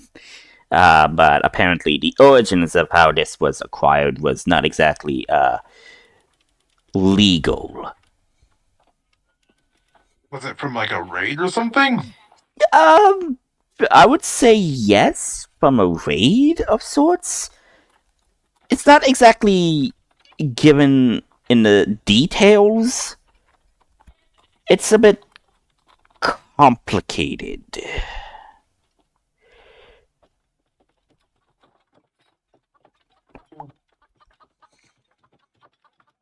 Are there more of these little statues? I mean, possibly. What I heard was this race was very ancient, but carved these things on, like, in the sense of demand. They were very well received among the clans. How much for the figurine? Well, I do have to make a profit, and since these things are quite rare, 500 even. Well, how about I don't tell the guards how you came across this figurine and you can give me a discount. Roll a persuasion. Well, roll either to persuade or intimidate, because this could be seen as intimidation.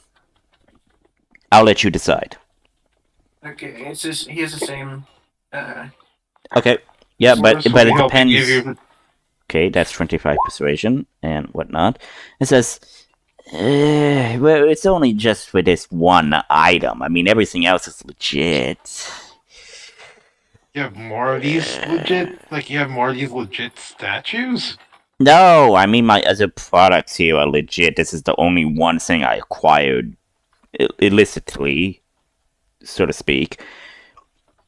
Why do you require it? Look, I was in a bind. I have sticky fingers at times. When I see something, I kind of want it. But this is only the one thing. Not to mention the guy that had it before was a total dick. Yeah, I could part with this maybe for about 425 gold.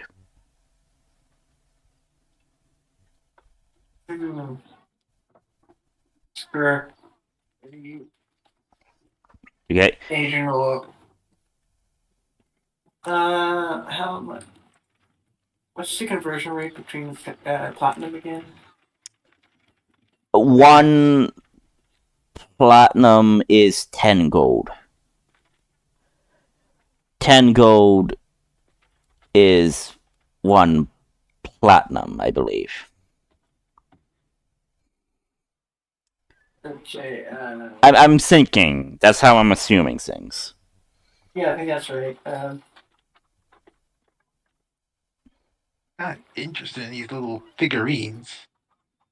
Okay, so he'll give him. It was 450 gold. You said. 425 gold. Oh, 425 gold. He'll give him 42 platinum and 5 gold.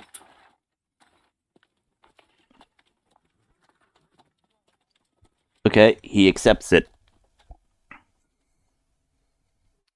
Okay. So after you finish your shopping, you head to Morris this. will actually. Okay. Actually, Yeah. Oris will make a request because he's kind of interested in these little figurines. Okay. Like what kind of animals do they take the form of? It's just a statuette. He doesn't know Well, about. well, He does not know about the magical property. It's just a statue.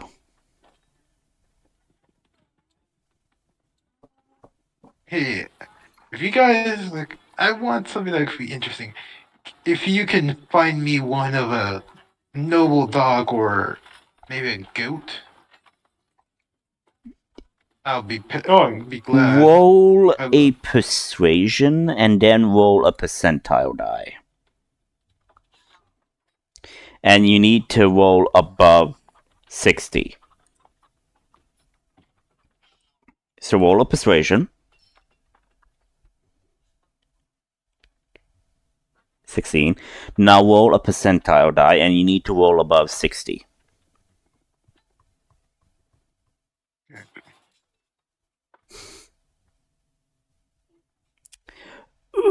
Ooh, okay. You can only find the uncommon. So he says, well, I did also manage to snatch this. And he goes underneath and finds this, and you see what appears to be a raven that is, you see a silver statuette of a raven.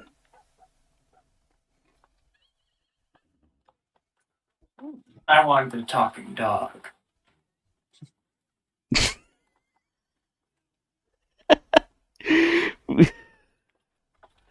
Oh, these look lovely. Tell you what, he does give pays him the 200 Okay, you for pay it. him 200 gold. Okay, says, Yeah, meh, alright, I'll take the 200. it says, tell you what, if you can find me a goat or a dog, I'm willing to pay you 600 gold. Well, like I said, these things are rare and they mostly situate within Faerham, sadly. So, I only managed to come across these by chance. I suggest finding more merchants in Faerham or here that are from Faerham that are visiting to see if they do have what you're looking for. I mean, if you want to complete the entire set, you could totally do that. There's a set of these? Yes, there's a whole set of these animal statuettes. Apparently, you have a whole collection. You're pretty, what is the word that these Yoran people used? Pretty, fancy fella, as they say.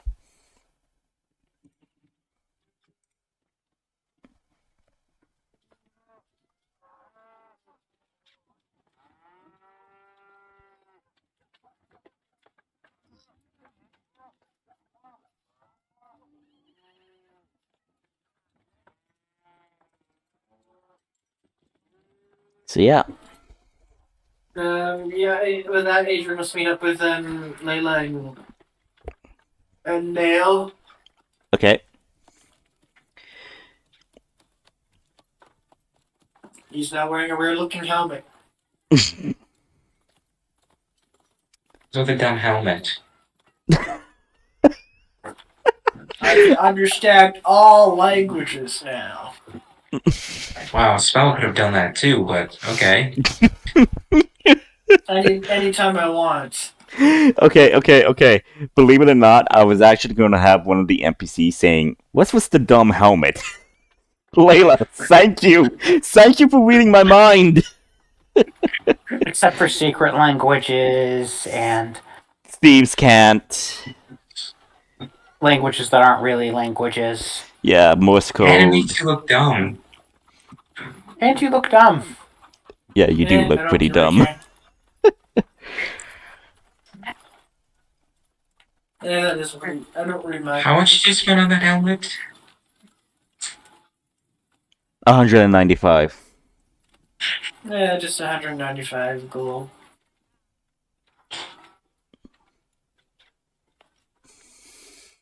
I think you were ripped off.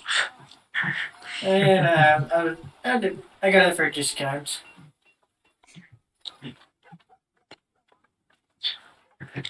Hmm. No, I think you should have paid less for it. Looks hideous. Either way, where's Otis?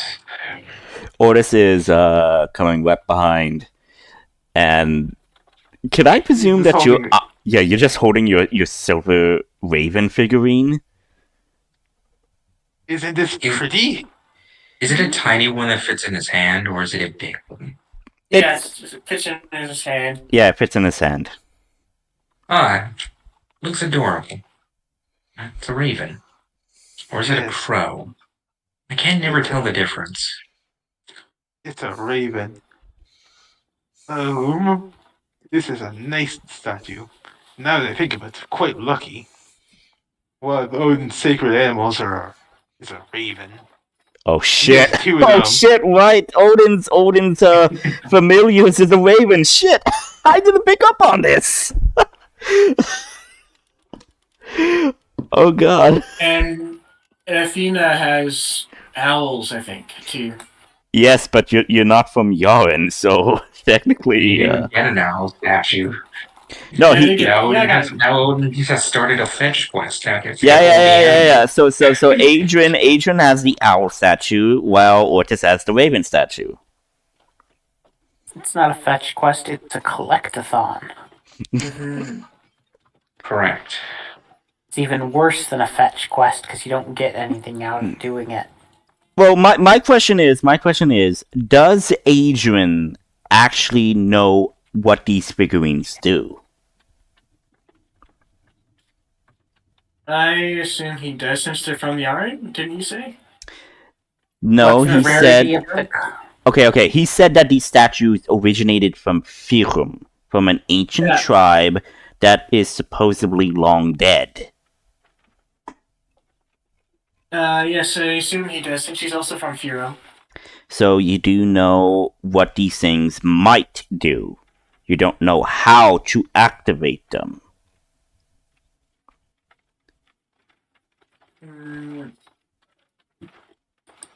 So, how common is the most common? Uncommon. Yeah, uncommon. Okay, so the silver raven is the uncommon, while the only very rare is the obsidian steed.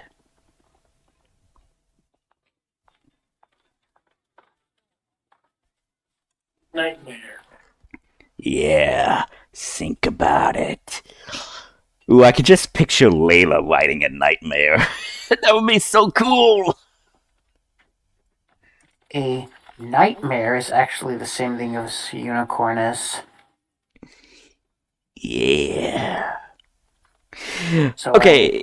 Anyway, you guys make your way to the lift and resume. Go to where the Supreme Caretaker is. It says, "Ah, friends, welcome. It is good to see you." And you see before you on a glass table, you see the items that you asked for.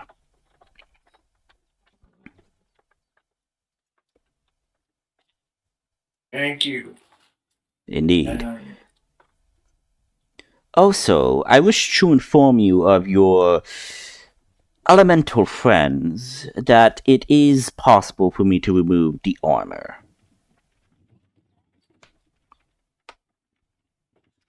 However, the ore that this armor was crafted from originated from one of your mountains on this island. Supposedly what your local friends call Mount Rich? I do not understand the terminology of this.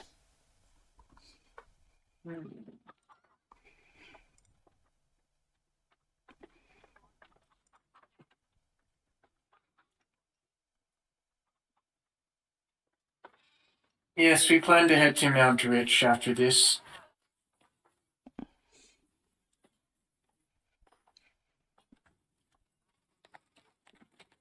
Okay. So, okay, I'm just thinking. So Layla's from the land. That's Firum. basically Egypt. Yeah, So okay, it's okay, basically- okay. Okay, so Nail, Layla, Adrian are basically from Firum, which is the Egyptian kingdom in in I believe I called it Juma. I think, yeah. So yeah, Juma, which is the size of Africa. There are two kingdoms. So Yaren, which is basically in the North continent, and it's basically the Roman Empire style kingdom, while Firum is the Egyptian style kingdom. And then you have Gunkar, which is the size of South America, which is basically home to the Viking civilization. Oh, Thoth was an owl. I think, wasn't he? And Adrian used to believe in Thoth. Sauce? Thoth. Hang on. Thoth, the Egyptian god of knowledge and wisdom, I think. Egyptian owl god. Amit. Oh. I do believe there are a few that meet that description, but yes, owls are an important sign of wisdom to many ancient cultures. For some odd reason. Egyptian god of knowledge? Oh, it's a bird. Sauce. Thoth looks like a actually different bird. Yeah, he looks more like a as an ibis bird or a baboon. Mm-hmm. So I think ibis would be like kind of like a crane of sorts. Yeah. Okay. So you have all of your items. You have your sun. You have your two sun axes, Ortis. You have the sun blade, Adrian. You have your staff of power, Nail. You also have the wand of haste, Adrian. And Yes. the Supreme Caretaker shows you a prototype of the Radiant Rifle. However, they are still trying to replicate how it is supposed to fire like the Lightning Rifle. They're still replicating it. Keep studying it. Once you're done, once you've completed production or studying of this weapon, start focusing on creating these cylinders. We have people working on the cylinders as well. Do not worry. Did we ever figure out what the gauntlets do? Yes, we have studied them. It appears to be a type of energy projecting strengths gauntlet. Basically, if you activate the activation word, you will basically gain strengths and you will be able to do damage with them. So basically, these gauntlets, if you wear them and you activate the command word, you basically gain access to the unarmored attack. So if you attack with just your fist, it will do a basically 1d8 damage. Plus, depending on what the element was put into these gauntlets, they would also have done, say, an extra elemental damage. Okay. These would have been made for like a monk, basically. Or maybe a barbarian who wants to go fist to fist with their enemies. Do these items require attunement? No. Since these are more like gadgets, not actual magical items, these things are enhanced with the ability to do the damage. How long will you take to adapt to my armor? It will take time since these were damaged, and we need to see if we could replicate it. Okay. My brother would love one of these as well. Did you also say it increases your strength score too as well, or just Yes, it makes you unarmed? increases your strength score as well if you wield them. Hmm.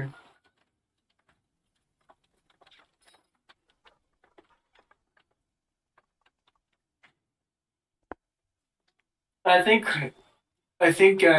taking. I think it'd be better use for one of us to hold on to the gauntlets while they Well, study the other items. well, let's let them study and make more of them. They already got their hands full of the other stuff like the lance, the shield of lance, the gun. Well, they're And mostly focusing on the radiant rifle and the power yeah. cells for them. Mhm. That's one of those things you want them to focus on the most. Mhm. Or it's like, yeah, let's let them do the research. As much as I would love to bring those gauntlets out, they don't fit my hands. Well, they fit my hands. Yeah. Let's just get ready.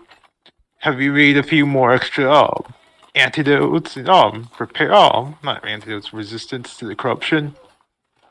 Yes, we have completed a new batch, and shows you a crate of vials for it. Or starts putting them into his bag of holding. Okay. Give some to Nail. Since you guys do have 6 bags of holding, do everybody just want to have a bag of holding on hand? Might as well. Might as well. I mean, yeah, why not? Never know. We're gonna have to rob an entire bank. Yeah, I mean, like, with this instance, I would say that, hey, game breaking as it is, you all have a bag of holding now. Right. There are 6 bag of holding, so there's 1, 2, 3. So bag of holding plus Bramble, if they want the bag of holding, so 4 bags of holding, because Ordis already has a bag of holding. And Adrian already had a bag of holding too. Oh yeah, so only 3. Okay. So yeah, so everybody has their items, everybody has their stuff. So the question is, what will the group do now? Have you decided? Yeah, I think we'll. Do we want to go to Mount Rich? Yeah. Or is this looks at Adrian? I'm heading there now, with or without you guys. Yep. Okay. Before you guys leave, the Supreme Caretaker says, before you go, here, this is the material that the armor was made out of. It appears to be mithril of sorts, or adamantite. See if you could gather some. I might be able to destroy the materials with it if I could find its original magical source. Well, I have an adamantine breastplate that I'm not using anymore. As in, you're giving it away? Yeah, because he has his breastplate of fire, or breastplate of absorb elements now. Okay, so the Supreme Caretaker takes it and says, I believe I could work something with it, but I am still going to need the materials from Mount Rich. I've created a list of what I would need from them. Okay, do you mind if I keep it for now, then keep the breastplate on me for now? Yes, please. Make sure we have all the materials to help our friends. Okay. Or it says, thank you, Supreme Character, Lady of the Tower.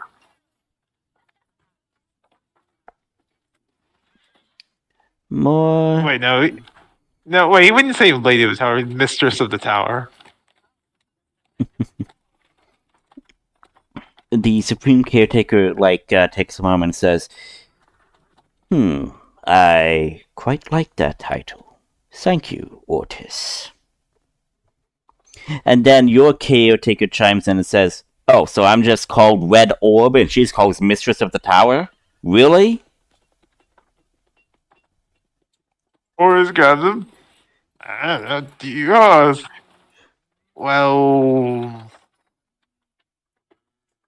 do you want a name title? Lord of the Tablet.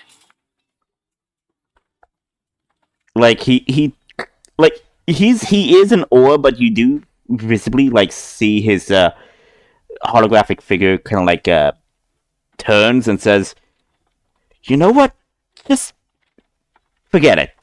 You guys do come up with the dumbest of names. Her name title is actually pretty good, but like Red Orb or Lord of the Tablet." Ugh. And he basically shuts himself off. Like, see you later, Red Orb. So, with this, can I presume that you guys will pack your positions and meet with Urtis and Gertis outside the city and make your traveling way to Mount Rich territory? Wait, Yeah. wasn't Yortis at the mountain ridge? Oh, yes. Urtis is already there, while Gertis, your sister, is still here waiting for you. Yes. Oris will give some of the medicine to her and tells her what the medicine does. Okay, she drinks it, and the clansman with her drinks it. And they feel a bit better right now. So, can Adrian get the what do you call it? The figurine of power identified, just so you can know what the command word is for it. Okay, so who are you asking to identify it? Anybody from the tower. Okay, so when you did pick it up and to look at it, you do see that there were markings underneath the statuette. Mm-hmm. And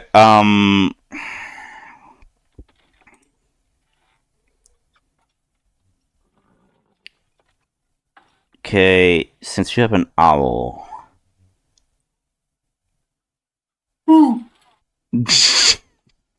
Please don't. I'm trying to think of a good command word. Okay. This owl turns into once it has been used until 2 days have passed. And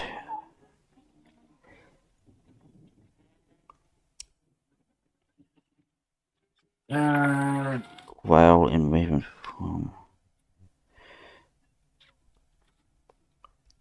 I would say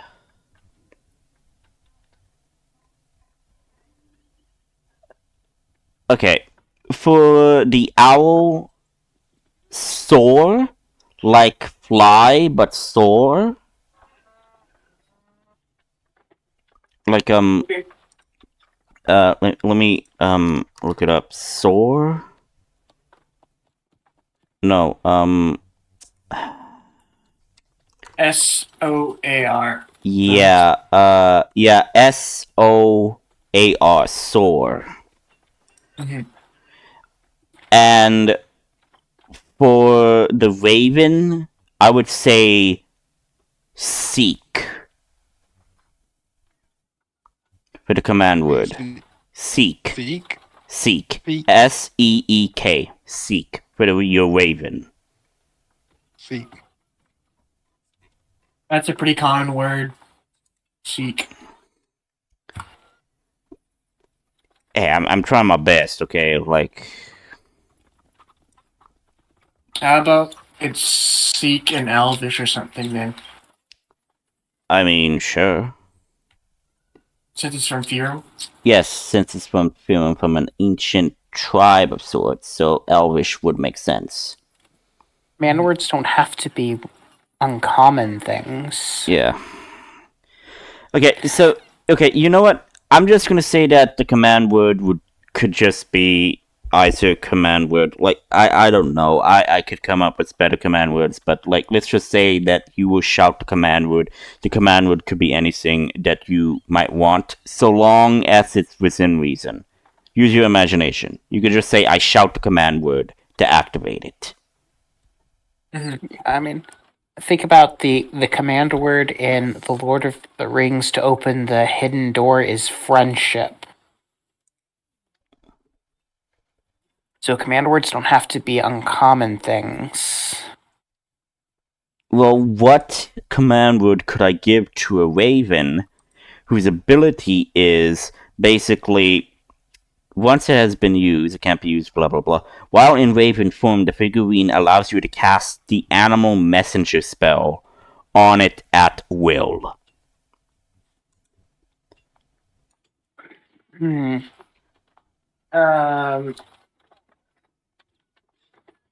Deliver. Who's delivering Deliver a my message. Deliver thy message.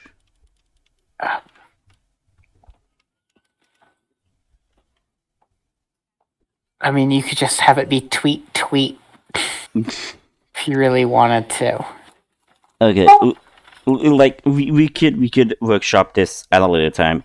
For now, you get your items, you make your way, and you gotta start traveling. Let me just add this to command words. Command words are typically flavors or part of puzzles. Yes. If it's not really a puzzle, it doesn't really need the command word. You can just say the command word. Yeah, not to mention, I do believe that you still have those letters that you found that was for the region that was beyond the mountain, which was the letters that you found in one of your researches, which I do believe. Do you have those letters on hand? Because if not, I don't mind repeating them. What was inventory? You mean the letter EKFNIEDNASD? Yeah, probably not going to figure that out because I'm not a language person, but yes, I have the message for the unknown region acronym. I will give you a tip. It's an anagram or anagram. I already know that. Yeah. I will probably never figure it out because it turns out when you have phonetic dyslexia, spelling is not a thing that comes. I'm sorry. At all. I'm sorry. But yeah, so you do have those letters. Everybody would have those letters, so you could try to figure it out in your pastime. Like, just figure it out. I guess we'll just head on our way then. Yes, you're gonna head on your way. You're traveling, and at this point where you guys leave the capital, you do not see this, but standing over the walls in the early morning dew, a figure can be seen wearing a coat or hooded cloak and robe that has a trying to find the bloody thing that has a mask of sorts with a cane, one that looks like to be a raven mask of sorts. Dr. Man is back. Yeah, Dr. Guy is back. He's watching you guys. And he just says, I look forward to what you will do, my dear, dear friends. I can't wait. And that's where we're going to end the session. Who's that guy? Measurement tool. What? Who's that guy? Who that guy is? I do believe in game chat I did put him. He's an old adversary? Yeah, yes, he is known as the Raven. And if you go into pinned messages, you actually see him what it looks like. And Layla has technically encountered this individual. You like the new measurement tool they have? Yeah. And I also do know that they have light, which I do believe can change dynamic lighting. This is a new thing I'm gonna have to figure out to use in my spare time. But yeah.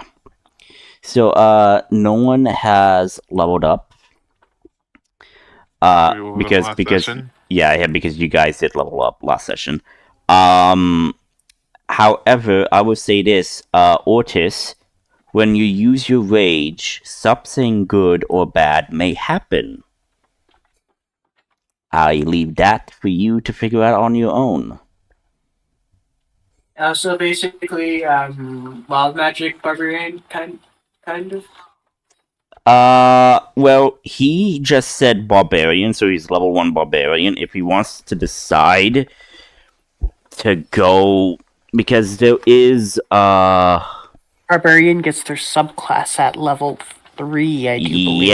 Yes, and if I'm going off in the player's handbook, the barbarian trees that you can pick, I need to find it.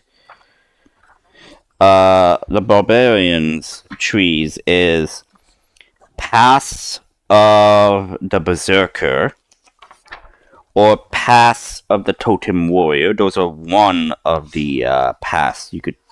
These are two of the paths you could take from the player's handbook. I do know that there is other paths you could take, but this is basically the two simple things you could pick from the player's handbook.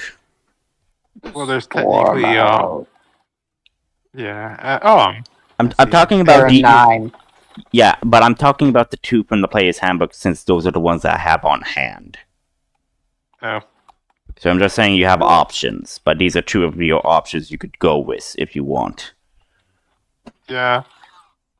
What makes sense for orders is your Bear Totem, Bear Totem, Storm Herald, Giant, and Berserker. Yeah. Like I said, it depends on how your character will act. Furthermore, when he has this barbarian thing, so it depends on how you want to handle this, how your character will grow with this new ability. So yeah. With that, I will bid you all farewell until the next session. If you have any questions or comments, feel free to message me, and I will get to you. Okay. It's my birthday tomorrow. Oh, well, happy birthday, my friend. Yeah. Happy birthday. You mean on Sunday or Monday? Sunday. Sunday. Then it's your birthday. Yeah. Happy birthday. It's not my birthday. I'm in PST, so it's only 9. Yep. Or 10 p.m. It's your birthday for some people. Yeah, for some people. Well, regardless, I wish you all a nice weekend, and I'll see you guys 2 weeks from now. See you. See ya. Bye. Yeah.